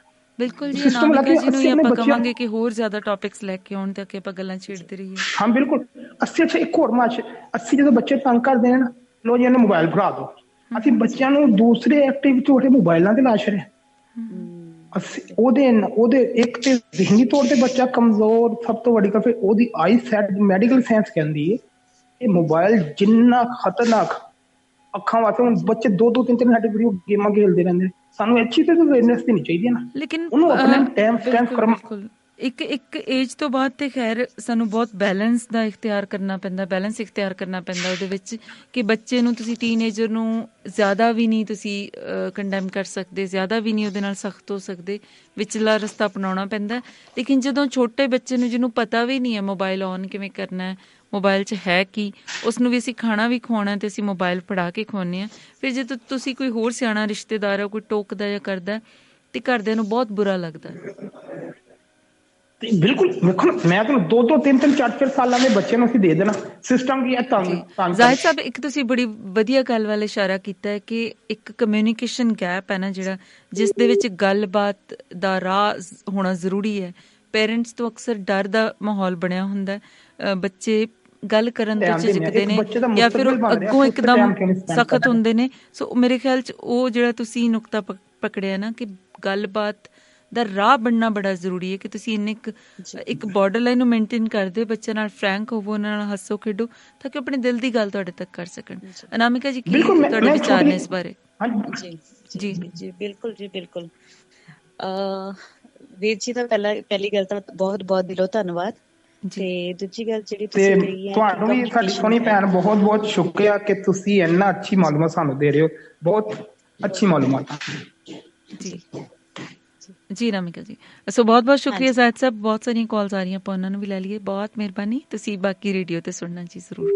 ਥੈਂਕ ਯੂ ਸੋ ਮਚ ਜੀ। ਅਨਾਮਿਕਾ ਜੀ, ਆਪਾਂ ਅਗਲੀ ਕਾਲ ਆਨਰ ਕਰੀਏ ਉਸ ਤੋਂ ਪਹਿਲਾਂ ਜੇ ਤੁਸੀਂ ਕੁਝ ਕਹਿਣਾ ਚਾਹੋਗੇ ਇਹਨਾਂ ਨੂੰ? ਜੀ ਨਹੀਂ, ਕੋਈ ਗੱਲ ਨਹੀਂ, ਆਪਾਂ ਸਰੋਤੇ ਨੂੰ ਸੁਣਦੇ। ਜੀ ਜੀ ਜੀ ਆਇਆਂ ਨੂੰ ਜੀ। 672 ਨੰਬਰ ਡਾਇਰੈਕਟ ਲਾਈਨ। ਹੈਲੋ, ਹਾਂਜੀ, ਫੋਨ ਦੇ ਵਿੱਚੋਂ ਐਪ ਬੰਦ ਕਰ ਦਿਓ ਸਰ, ਤੁਸੀਂ ਗੱਲ ਕਰਨ ਤੋਂ ਪਹਿਲਾਂ। ਆਵਾਜ਼ ਵਾਪਸ ਆ ਰਹੀ ਹੈ ਜੀ। ਹੈਲੋ, ਹਾਂਜੀ, ਸਤਿ ਸ਼੍ਰੀ ਅਕਾਲ। ਸਤਿ ਸ਼੍ਰੀ ਅਕਾਲ ਜੀ, ਕੌਣ ਸਾਹਿਬ ਬੋਲ ਰਹੇ ਹੋ? ਮੈਂ ਪਿਆਰਾ ਸਿੰਘ ਰੰਧਾਵਾ ਜੀ, ਅੰਬਾਲੇ ਤੋਂ। ਪਿਆਰਾ ਸਿੰਘ ਰੰਧਾਵਾ ਜੀ, ਪਿਆਰਾ ਸਿੰਘ ਰੰਧਾਵਾ ਜੀ, ਪਹਿਲੀ ਵਾਰ ਕਾਲ ਕਰ ਰਹੇ ਹੋ। ਸਾਡੇ ਸਰੋਤੇ ਤੁਹਾਡੀ ਆਵਾਜ਼ ਪਹਿਲੀ ਵਾਰ ਸੁਣ ਰਹੇ ਨੇ ਜੀ। ਪਹਿਲਾਂ ਤੇ ਅਸੀਂ ਤੇਲ ਚੋ ਕੇ ਸਵਾਗਤ ਕਰ ਦਈਏ ਤੁਹਾਡਾ। ਜੀ ਆਇਆਂ ਨੂੰ ਪਿਆਰਾ ਸਿੰਘ ਜੀ। ਅਨਾਮਿਕਾ ਸੀਮਾ ਜੀ, ਇਹਨਾਂ ਬਾਰੇ ਮੈਂ ਦੱਸਣਾ ਚਾਹੂੰਗੀ। ਜੀ ਜੀ ਜ਼ਰੂਰ। ਸੋ ਪਿਆਰਾ ਸਿੰਘ ਰੰਧਾਵਾ ਜੀ ਵੱਡੇ ਵੀਰ 2 ਸਾਲ ਪਹਿਲਾਂ ਮੈਨੂੰ ਫੇਸਬੁੱਕ ਤੇ ਮਿਲੇ ਸੀ। ਜੀ ਜੀ ਜੀ। ਤੇ ਕੱਲ ਇਹਨਾਂ ਦੀ ਬੇਟੀ ਦੀ ਸ਼ਾਦੀ ਦੇ ਵਿੱਚ ਮੈਂ ਅੰਬਾਲਾ ਤੋਂ ਆਈ ਹਾਂ। ਵਾਹ ਜੀ ਵਾਹ, ਪਹਿਲਾਂ ਤਾਂ ਬਹੁਤ ਬਹੁਤ ਮੁਬਾਰਕ ਤੇ ਬਹੁਤ ਸਾਰੀਆਂ ਦੁਆਵਾਂ ਬੇਟੀ ਦੀ ਅਗਲੀ ਜ਼ਿੰਦਗੀ ਵਾਸਤੇ। ਹਾਂਜੀ, ਹੈਲੋ। ਹਾਂਜੀ ਹਾਂਜੀ ਪਿਆਰਾ ਸਿੰਘ, ਸਤਿ ਸ਼੍ਰੀ ਅਕਾਲ ਵੀਰ ਜੀ। ਸਤਿ ਸ੍ਰੀ ਅਕਾਲ। ਕੱਲ ਭੈਣ ਜੀ ਨੇ ਸ਼ਾਮਲ ਹੋ ਕੇ ਬਹੁਤ ਹੀ ਅੱਛਾ ਕੀਤਾ। ਬੇਟੀ ਦੀ ਮੈਰਿਜ ਤੇ ਸ਼ਾਮਲ ਹੋਏ ਨੇ। ਜੀ ਜੀ ਜੀ। ਬਹੁਤ ਬਹੁਤ ਅੱਛਾ ਲੱਗਾ ਜੀ। ਅੱਜ ਇਹਨਾਂ ਦਾ ਵਿਚਾਰ ਸੁਣ ਰਹੇ ਹਾਂ ਔਰ ਦੁਨੀਆ ਸੁਣ ਰਹੀ ਹੈ ਇਹਨਾਂ ਦੇ ਵਿਚਾਰ ਨੂੰ। ਬਹੁਤ ਬਹੁਤ ਮਿਹਰਬਾਨੀ ਕਿ ਤੁਸੀਂ ਕਾਲ ਕਰਕੇ ਵੀ ਹੌਸਲਾ ਵਧਾ ਰਹੇ ਨੂੰ। ਤੇ ਇਹ ਜਿਹੜਾ ਰਿਸ਼ਤਾ ਇੰਨਾ ਪੀੜਾ ਕਿਵੇਂ ਬਣਿਆ ਫਿਰ? ਹਾਂਜੀ, ਇਹ ਰਿਸ਼ਤਾ ਇੰਨਾ ਗੂੜਾ ਕਿਵੇਂ ਬਣਿਆ? ਕਹਿੰਦੇ ਨੇ ਕਿ ਸੋਸ਼ਲ ਸਾਈਟਸ ਦੀ ਦੁਨੀਆ ਤੋਂ ਇੱਕ ਫਿਰ ਵੀ ਆਪਾਂ ਸੋਚਦੇ ਹਾਂ 100 ਵਾਰ, ਹੈ ਨਾ? ਅਨਾਮਿਕਾ ਜੀ ਤੁਸੀਂ ਦੱਸਣਾ ਚਾਹੋਗੇ? ਮੈਂ ਦੱਸਣਾ ਚਾਹੁੰਦੀ ਹਾਂ ਜੀ। ਮੈਂ ਇੱਕ ਗੱਲ ਆਖੀ ਸੀ ਕਿ ਜਦੋਂ ਤੁਸੀਂ ਦੁਖੀ ਹੋ ਨਾ, ਜਦੋਂ ਤੁਸੀਂ ਦੁੱਖ ਦੇਖਿਆ ਹੋਇਆ ਹਨਾ, ਤੁਸੀਂ ਦੂਜੇ ਇਨਸਾਨ ਦਾ ਦੁੱਖ ਸਮਝ ਸਕਦੇ ਹੋ ਜੀ, ਹਨਾ। ਤਾਂ 2019 ਦੇ ਵਿੱਚ ਵੀਰ ਜੀ ਨੇ ਇੱਕ ਮੈਸੇਜ ਕੀਤਾ ਸੀ ਮੈਨੂੰ ਫੇਸਬੁੱਕ ਤੇ ਕਿ ਮੈਂ ਕੋਈ ਫੋਟੋ ਪਾਈ ਸੀ ਸ਼ਾਇਦ, ਤਾਂ ਵੀਰ ਜੀ ਨੇ ਨੀਚੇ ਲਿਖਿਆ ਸੀ ਕਿ ਇਸ ਧੀ ਨੂੰ ਪੰਜਾਬ ਦੀ ਧੀ ਦਾ ਇਨਾਮ ਮਿਲਣਾ ਚਾਹੀਦਾ, ਉਸ ਵੱਲੋਂ ਸਨਮਾਨਿਤ ਕੀਤਾ ਜਾਣਾ ਚਾਹੀਦਾ। ਤਾਂ ਸਹੀ 1 ਮਹੀਨੇ ਬਾਅਦ ਮੈਨੂੰ ਜਲੰਧਰ ਧੀ ਪੰਜਾਬ ਦੀ ਦਾ ਅਵਾਰਡ ਮਿਲਿਆ ਸੀ। ਵਾਹ ਜੀ ਵਾਹ, ਕੀ ਬਾਤ, ਕੀ ਬਾਤ। ਤੇ ਇਹ ਕਿਹੜੀ ਸੰਸਥਾ ਵੱਲੋਂ ਦਿੱਤਾ ਗਿਆ ਸੀ? ਇਹ ਮੈਨੂੰ ਸਾਂਝ ਰੇਡੀਓ ਵੱਲੋਂ ਦਿੱਤਾ ਗਿਆ ਸੀ ਜੀ। ਵਾਹ ਜੀ ਵਾਹ ਜੀ ਪਿਆਰਾ ਸਿੰਘ ਜੀ। ਹਾਂਜੀ ਜੀ, ਬਹੁਤ ਬਹੁਤ ਸ਼ੁਕਰੀਆ ਕਿ ਤੁਸੀਂ ਪ੍ਰੋਗਰਾਮ 'ਚ ਸ਼ਾਮਿਲ ਹੋਏ ਔਰ ਇੰਨਾ ਖੂਬਸੂਰਤ ਰਿਸ਼ਤਾ ਤੁਸੀਂ ਅਨਾਮਿਕਾ ਜੀ ਨੂੰ ਦਿੱਤਾ, ਇਸ ਸਮਾਜ ਦਾ ਮਾਣ ਵਧਾਇਆ ਜੀ। ਸੋ ਪਿਆਰਾ ਸਿੰਘ ਜੀ, ਇੱਕ ਰਿਕੁਐਸਟ ਹੈ ਜੀ, ਕਿ ਇਸ ਐਪ ਤੋਂ ਤੁਸੀਂ ਰੋਜ਼ ਰੇਡੀਓ ਸੁਣਿਆ ਕਰੋ ਤੇ ਬਾਕੀ ਸਰੋਤਿਆਂ ਨਾਲ ਸਾਂਝ ਪਾਇਆ ਕਰੋ। ਪੂਰੀ ਦੁਨੀਆ ਸੁਣਦੀ ਹੈ। ਪੂਰੇ ਪਰਿਵਾਰ ਨੂੰ ਇਹਨਾਂ ਦਾ ਲਿੰਕ ਭੇਜਿਆ ਅੱਜ। ਜੀ ਜੀ ਜੀ, ਮੇਰਾ ਪੂਰਾ ਪਰਿਵਾਰ ਜੁੜਿਆ ਹੋਇਆ। ਮੈਂ ਇਹਨਾਂ ਦੇ ਸੈਮੀਨਾਰ ਵੀ ਅਟੈਂਡ ਕਰਨਾ। ਮੇਰੇ ਕੋਲ ਆ ਕੇ ਵੀ ਗਏ ਨੇ, ਮੇਰੇ ਕਾਲਜ ਆ ਕੇ ਗਏ ਨੇ। ਜੀ ਜੀ ਜੀ, ਮੇਰੇ ਕਾਲਜ ਸੈਮੀਨਾਰ ਲਗਾ ਕੇ ਗਏ ਨੇ। ਵਾਹ ਜੀ ਵਾਹ। ਸੋ ਬਹੁਤ ਬਹੁਤ ਸ਼ੁਕਰੀਆ ਪਿਆਰਾ ਸਿੰਘ ਜੀ। ਉਡੀਕ ਰਿਹਾ ਕਰੇਗੀ ਤੁਹਾਡੀ। ਬਹੁਤ ਮਿਹਰਬਾਨੀ, ਥੈਂਕ ਯੂ ਸੋ ਮਚ ਜੀ। ਅਨਾਮਿਕਾ ਜੀ, ਆਪਾਂ ਚੱਲੀਏ ਫਿਰ ਲਹਿੰਦੇ ਪੰਜਾਬ ਵੱਲ। ਤੇ ਲਿਆਕਤ ਗੜਗੌਰ ਸਾਹਿਬ ਬਹੁਤ ਉਮਦਾ ਸ਼ਾਇਰ ਨੇ, ਕਈ ਕਿਤਾਬਾਂ ਆ ਚੁੱਕੀਆਂ ਨੇ, ਬਹੁਤ ਹੀ ਅਜ਼ੀਜ਼ ਦੋਸਤ, ਵੱਡੇ ਭਰਾ ਨੇ। ਲਿਆਕਤ ਗੜਗੌਰ ਸਾਹਿਬ, अस्सलाम वालेकुम जी। आया नो जी, हेलो जी जी जी, थोड़ी आवाज कट रही है जरा। जी जी जी आया नो जी। ਤੇ ਮੇਰੀ ਤਰਫੋਂ ਬਹੁਤ ਬਹੁਤ ਸਲਾਮ ਭੈਣ ਜੀ ਨੂੰ, ਮਹਿਮਾਨ ਭੈਣ ਜੀ ਨੂੰ। ਬਹੁਤ ਬਹੁਤ ਸ਼ੁਕਰਾਨਾ। ਤੇ ਮੈਂ ਉਹਨਾਂ ਦਾ ਨਾਂ ਨਹੀਂ ਬੋਲਿਆ, ਅਨਾਮਿਕਾ ਜੀ, ਸ਼ਾਇਦ ਸਹੀ ਤਰ੍ਹਾਂ ਅਦਾ ਨਾ ਕਰ ਸਕਾਂ। ਅਨਾਮਿਕਾ, ਹਾਂਜੀ, ਥੋੜੀ ਦਿੱਕਤ ਆਉਂਦੀ, ਮੈਂ ਸਮਝ ਸਕਦੀ, ਹਿੰਦੀ ਨੇਮ ਹੈ ਨਾ ਜੀ। ਜੀ, ਅੱਲਾਹ ਤਾਲਾ ਉਹਨਾਂ ਨੂੰ ਖੁਸ਼ੀਆਂ ਦੇ ਜਿਸਮ ਤੇ ਹਰ ਮੁਸ਼ਕਿਲ ਤੋਂ ਹੌਸਲਾ ਪਾਇਆ ਔਰ ਹਰ ਨੂੰ ਆਪਣੀ ਕਾਮਯਾਬੀ ਵੱਲ ਇੱਕ ਕਦਮ ਸਮਝਿਆ ਔਰ ਸਮਾਜ ਦੇ ਸੁਧਾਰ ਵਾਸਤੇ ਔਰ ਸਾਹਮਣੇ ਰੱਖ ਕੇ ਤੇ ਸੁਧਾਰ ਦਾ ਫੈਸਲਾ ਕੀਤਾ। ਇਹ ਬਹੁਤ ਵੱਡਾ ਕੰਮ ਹੈ, ਬਹੁਤ ਵੱਡੀ ਨੇਕੀ ਹੈ। ਸ਼ੁਕਰੀਆ ਵੀਰ ਔਰ ਜਿਹੜਾ ਉਹਨਾਂ ਦਾ ਉਹਦੇ ਹਾਲਾਤ ਦੇ ਬਹੁਤ ਜ਼ਰੂਰੀ, ਬਹੁਤ ਜ਼ਰੂਰਤ ਇਸ ਚੀਜ਼ ਦੀ।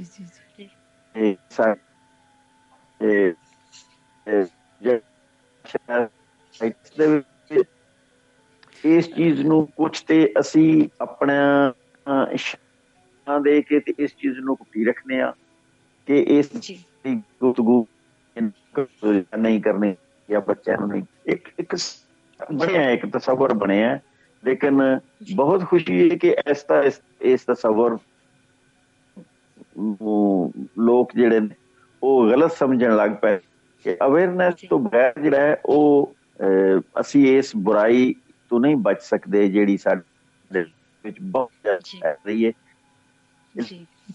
ਚੜ੍ਹਦੇ ਪੰਜਾਬ 'ਚ ਇੱਕੋ ਹੀ ਸੂਰਤ ਹਾਲ ਹੈ, ਇੱਕੋ ਜਿਹਾ ਸਿਲਸਿਲਾ ਹੈ ਸਾਰਾ। ਬਿਲਕੁਲ ਗੜਗੌਰ ਸਾਹਿਬ, ਬੇਸ਼ੱਕ ਤੁਸੀਂ ਬਹੁਤ ਸੋਹਣੀਆਂ ਗੱਲਾਂ ਕਰ ਰਹੇ ਹੋ, ਪਰ ਅਫਸੋਸ ਇਹ ਹੈ ਕਿ ਤੁਹਾਡੀ ਅੱਜ ਫਿਰ ਆਵਾਜ਼ ਕੱਟ ਰਹੀ ਕਿਉਂਕਿ ਨੈਟ ਦੀ ਗੜਬੜੀ ਹੈ। ਸੋ ਜਿੰਨਾ ਵੀ ਤੁਸੀਂ ਪਿਆਰ ਭੇਜ ਰਹੇ ਹੋ ਵੱਡੇ ਹੋਣ ਦੇ ਨਾਤੇ, ਬਹੁਤ ਬਹੁਤ ਸ਼ੁਕਰੀਆ ਸਾਡੇ ਦੋਵਾਂ ਵੱਲੋਂ ਜੀ। ਬਹੁਤ ਸ਼ੁਕਰਾਨਾ ਜੀ, ਬਹੁਤ ਬਹੁਤ ਸ਼ੁਕਰਾਨਾ, ਬਹੁਤ ਮਿਹਰਬਾਨੀ ਜੀ, ਬਹੁਤ ਸ਼ੁਕਰੀਆ। ਡਾਇਰੈਕਟ ਲਾਈਨ ਤੋਂ 301 ਨੰਬਰ ਜੀ ਆਇਆ ਨੂੰ ਜੀ।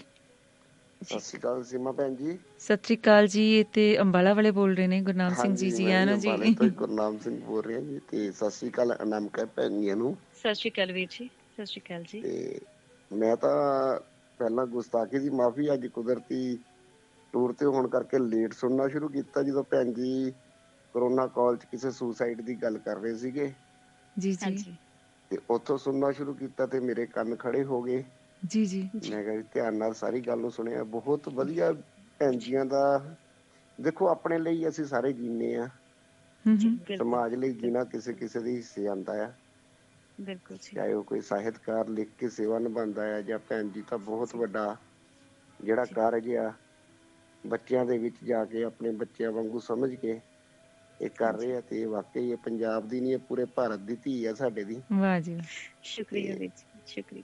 ਬਾਕੀ ਕੁਛ ਗੱਲਾਂ ਭੈਣ ਜੀ ਦੀਆਂ ਸੁਣਦੇ ਸੁਣਦੇ ਮੈਂ ਆਪਣੀ ਜ਼ਿੰਦਗੀ ਦੇ ਵਿੱਚ ਪਿੱਛੇ ਜਾ ਰਿਹਾ ਸੀ ਭੈਣ ਜੀ। ਏਦਾਂ ਹੀ ਲਾਈਫ ਜਿਹੜੀ ਹੈ ਨਾ, ECG ਦੇ ਵਿੱਚ ਡਾਕਟਰ ਸਾਹਿਬਾ ਸਿੱਧੀ ਲਾਈਨ ਨਹੀਂ ਆਣੀ ਚਾਹੀਦੀ ਹੈ ਨਾ। ਉਤਰਾ ਚੜਾ ਆਉਂਦਾ ਹੀ ਹੈ ਤੇ ਲਾਈਫ ਵੀ ਸਾਡੀ ਜ਼ਿੰਦਗੀ ਵੀ ਏਦਾਂ ਹੀ ਰਹਿੰਦੀ ਹੈ ਹਮੇਸ਼ਾ, ਹਨਾ। ਬਿਲਕੁਲ ਜੀ ਜੀ। ਤੇ ਜਦੋਂ ਤੁਹਾਡੇ ਉਤਰਾ ਚੜਾਵਾਂ ਦੇ ਵਿੱਚ ਤੁਹਾਨੂੰ ਕੋਈ ਸਾਂਭਣ ਵਾਲਾ ਜਾਂ ਸਮਝਣ ਵਾਲਾ ਇੱਕ ਵਧੀਆ ਸਾਥੀ ਮਿਲ ਜਾਂਦਾ, ਗਾਈਡ ਕਰਨ ਵਾਲਾ, ਤੇ ਤੁਸੀਂ ਬੁਰੇ ਦਾ ਬੁਰੇ ਤੋਂ ਬੁਰਾ ਵਕਤ ਵੀ ਕੱਟ ਜਾਂਦੇ ਆ। ਖੁਸ਼ੀ ਤਾਂ ਮਨਾਉਂਦੇ ਹੀ ਆ, ਉਹਨੂੰ ਤਾਂ ਮਾਣਦੇ ਹੀ ਆ ਤੁਸੀਂ। ਜੀ ਜੀ ਜੀ। ਤੇ ਹੁਣ ਭੈਣ ਜੀ ਗੱਲ ਕਰ ਰਹੇ ਸੀ, ਮੈਨੂੰ ਇੱਕ ਗੱਲ ਮੈਂ ਸਾਂਝੀ ਕਰ ਰਿਹਾ ਬਿਨਾਂ ਨਾਮ ਲਏ ਸ਼ਹਿਰ ਦਾ। ਮੈਂ ਇੱਕ ਹੋਟਲ ਦੇ ਵਿੱਚ ਰੁਕਦਾ ਸੀ ਪੰਜਾਬ, ਜਦੋਂ ਮੈਂ ਨਵਾਂ ਨਵਾਂ ਆਇਆ ਜੀ।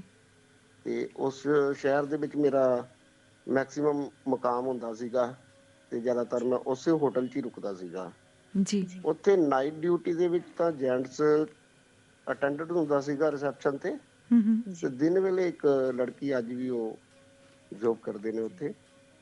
ਤੇ ਮੇਰੇ ਨਾਲ ਇੱਕ ਦਿਨ ਕੁਛ ਏਦਾਂ ਦਾ ਇੰਸੀਡੈਂਟ ਹੋਇਆ ਕਿ ਮੇਰੇ ਕੋਲ ਪੈਸੇ ਖਤਮ ਹੋ ਗਏ ਤੇ ਪੈਸੇ ਮੇਰੇ ਕੰਪਨੀ ਤੋਂ ਆਣੇ ਸੀਗੇ। ਸੈਕੰਡ ਸੈਟਰਡੇ ਆ ਗਿਆ, ਬੈਂਕ ਬੰਦ ਹੋ ਗਈ, ਅਗਲੇ ਦਿਨ ਸੰਡੇ ਆ ਗਿਆ ਤੇ ਮੈਂ ਘਰ ਵੀ ਨਹੀਂ ਜਾ ਸਕਦਾ ਸੀ ਤੇ ਮੇਰਾ ਕੰਮ ਵੀ ਏਦਾਂ ਦਾ ਸੀ, ਮੈਨੂੰ ਰਹਿਣਾ ਹੀ ਪੈਣਾ ਸੀ ਉੱਥੇ, ਸੰਡੇ ਵੀ ਰੁਕਣਾ ਹੀ ਪੈਣਾ ਸੀਗਾ। ਤੇ ਹੋਟਲ ਦਾ ਉਹਨਾਂ ਦਾ ਇਹ ਨਿਯਮ ਸੀ, ਉਹ ਇਕੱਠੇ ਪੈਸੇ ਨਹੀਂ ਸੀ ਲੈਂਦੇ, ਨਾ ਪਹਿਲੇ ਐਡਵਾਂਸ ਲੈਂਦੇ ਸੀ ਨਾ ਬਾਅਦ ਚੋਂ ਅਗਲੇ ਦਿਨ ਦੇ ਲੈਂਦੇ ਸੀ। ਅਗਲੇ ਦਿਨ 11 ਵਜੇ ਚੈੱਕ ਆਊਟ ਦੇ ਟਾਈਮ ਤੇ ਪੈਸੇ ਪੇ ਕਰਨੇ ਪੈਂਦੇ ਸੀਗੇ ਜੀ। ਤੇ ਮੈਂ ਛੋਟੀ ਜਿਹੀ ਗੱਲ ਕਰਾਂ, ਲੰਬੀ ਨਾ ਹੋ ਜੇ। ਉਹ ਮੈਂ ਕਿਸੇ ਫਰੈਂਡ ਨੂੰ ਫੋਨ ਕਰ ਰਿਹਾ ਸੀਗਾ, ਮੈਂ ਧਿਆਨ ਨਹੀਂ ਕੀਤਾ ਕਿ ਉਹ ਲੜਕੀ ਸੁਣ ਰਹੀ ਹੈ ਪਿੱਛੋਂ ਜਾਂ ਕਿਵੇਂ ਹੈ। ਮੈਂ ਬਾਲਕੋਨੀ 'ਚ ਖੜਾ ਹੋ ਕੇ ਉਹਨੂੰ ਕਹਿ ਰਿਹਾ ਸੀ ਵੀ ਮੈਨੂੰ ਕੁਛ ਪੈਸੇ ਤੂੰ ਗੂਗਲ ਪੇ ਕਰ ਦੇ, ਵੀ ਮੇਰੇ ਪੈਸੇ ਕੱਲ ਆ ਜਾਣਗੇ, ਤੈਨੂੰ ਰਿਫੰਡ ਕਰਦਾ। ਮੈਂ ਰਾਤ ਰੋਟੀ ਵੀ ਨਹੀਂ ਖਾਧੀ, ਜੋ ਪੈਸੇ ਸੀ ਉਹ ਮੈਂ ਹੋਟਲ ਦੇ ਰੱਖੇ ਸੀ, ਹੋਟਲ 'ਚ ਦੇ ਦਿੱਤੇ ਸਵੇਰੇ। ਵਿਦਿਨ 10 ਮਿੰਟ ਬਾਅਦ ਉਹਨੇ ਵਿਦਆਊਟ ਇੰਟੀਮੇਸ਼ਨ ਮੇਰੇ ਕਮਰੇ ਦਾ ਦਰਵਾਜ਼ਾ ਨੌਕ ਕੀਤਾ ਤਾਂ ਜੀ ਉਹਦੇ ਹੱਥ 'ਚ ਚਾਹ ਦਾ ਕੱਪ, ਇੱਕ ਹੱਥ ਦੇ ਵਿੱਚ ਰੋਟੀ ਦਾ ਟਿਫਨ ਸੀਗਾ।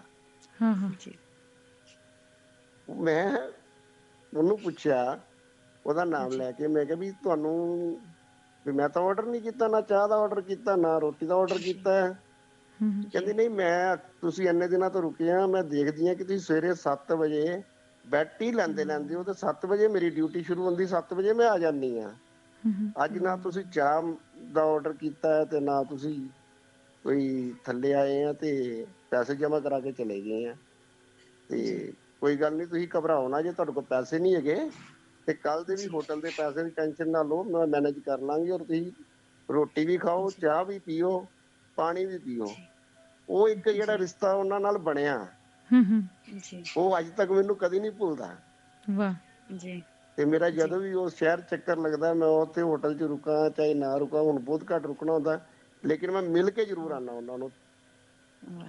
ਤੇ ਇਹ ਜਿਹੜਾ ਪ੍ਰੇਮ ਪਿਆਰ ਹੈ, ਇਹ ਜੋ ਇਨਸਾਨੀਅਤ ਦੀ ਗੱਲ ਆ, ਇਹ ਕੁਦਰਤ ਵੱਲੋਂ ਹੀ ਹੁੰਦੀ ਹੈ। ਸੋ ਉਹੀ ਗੱਲ ਹੋ ਬਾਕੀ ਗਈ ਅਨਾਮਿਕਾ ਜੀ ਕਿ ਜਿੱਥੇ ਨੈਗੇਟਿਵਿਟੀ ਹੈ ਉੱਥੇ ਪੋਜ਼ਿਟਿਵ ਵੀ ਬਹੁਤ ਕੁਝ ਹੈ। ਬਸ ਇੱਕ ਸਾਡੀ ਕਿਸਮਤ ਚੰਗੀ ਹੋਵੇ, ਇੱਕ ਤੇ ਨਜ਼ਰ ਸਿੱਧੀ ਹੋਵੇ ਕਿ ਅਸੀਂ ਪੋਜ਼ਿਟਿਵ ਰਹਿ ਕੇ ਸੋਚੀਏ। ਬਹੁਤ ਬਹੁਤ ਸ਼ੁਕਰੀਆ ਗੁਰਨਾਮ ਸਿੰਘ ਜੀ, ਵਕਤ ਆਪਣਾ ਹੋ ਰਿਹਾ। ਬੱਚਿਆਂ ਵਾਸਤੇ ਇਹਨਾਂ ਨੇ ਜੋ ਗੱਲਾਂ ਕੀਤੀਆਂ ਬਹੁਤ ਇਹਨਾਂ ਦਾ ਥੈਂਕਸ ਆ। ਬਹੁਤ ਧੰਨਵਾਦ ਤੁਹਾਡਾ ਜਿਹੜਾ ਤੁਸੀਂ ਰੂਬਰੂ ਕਰਾਇਆ ਇਹਨਾਂ ਦੇ ਨਾਲ।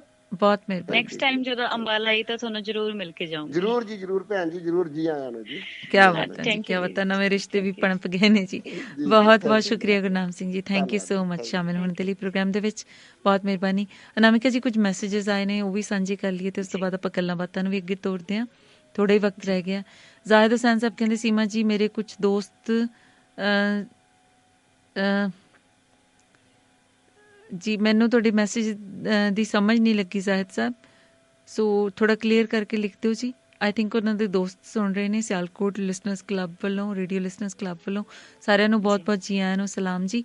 ਇੱਕ ਹੋਰ ਅਨਾਮਿਕਾ ਜੀ ਮੈਸੇਜ ਆਇਆ ਹਰੂਨਾਬਾਦ ਤੋਂ, ਲਹਿੰਦੇ ਪੰਜਾਬ ਤੋਂ ਹੀ। ਕਹਿੰਦੇ अस्सलाम वालेकुम Seema ji, my name is Imran from Harunabad.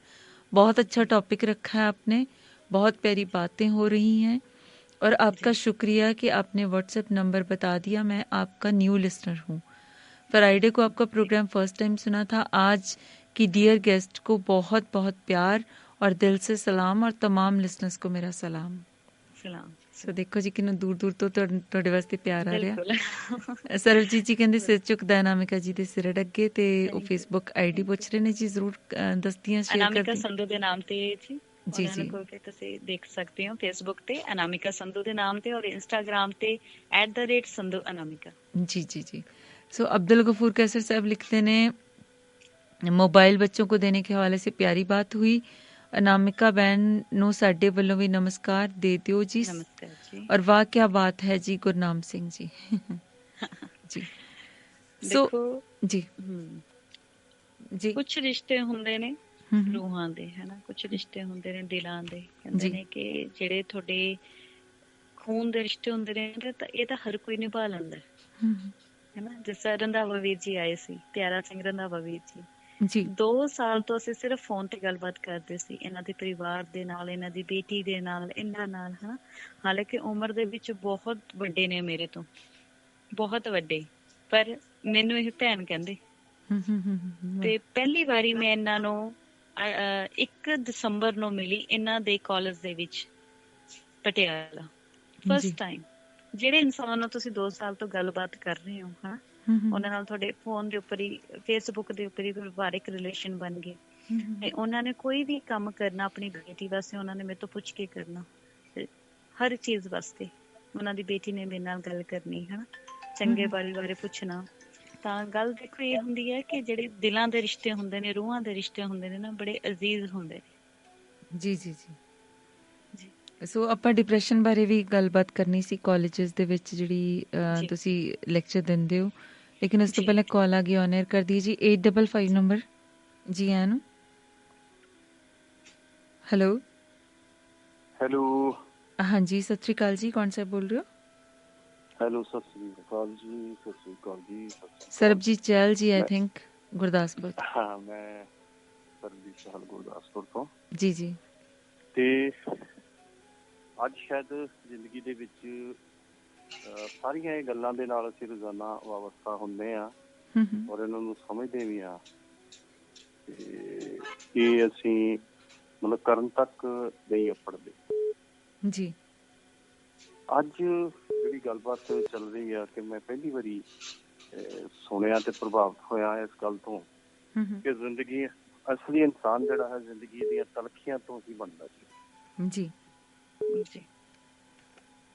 Hello, ਹਾਂਜੀ ਹਾਂਜੀ, ਸੁਣ ਰਹੇ ਹਾਂ। ਮੇਰੀ ਆਵਾਜ਼ ਕੱਟੀ ਆ ਰਹੀ ਹੈ ਜੀ, 1 ਸੈਕਿੰਡ। ਨਹੀਂ, ਇੱਥੇ ਤੁਹਾਡੀ ਆਵਾਜ਼ ਸਹੀ ਪਹੁੰਚ ਰਹੀ ਚਲ ਸਾਹਿਬ। ਲਓ ਜੀ, ਉਹਨਾਂ ਨੇ ਤੇ ਕਾਲ ਕੱਟ ਦਿੱਤੀ, ਲੇਕਿਨ ਆਪਣੀ ਦੂਸਰੀ ਲਾਈਨ ਦੇ ਉੱਪਰ ਕਾਲ ਆਈ WhatsApp। ਅਬਦੁਲ ਗਫੂਰ ਕੈਸਰ ਸਾਹਿਬ ਬਹਾਵਲ ਨਗਰ ਤੋਂ ਜੀ ਆਇਆਂ ਨੂੰ ਜੀ। अस्सलाम वालेकुम। ਬਹੁਤ ਸ਼ੁਕਰੀਆ।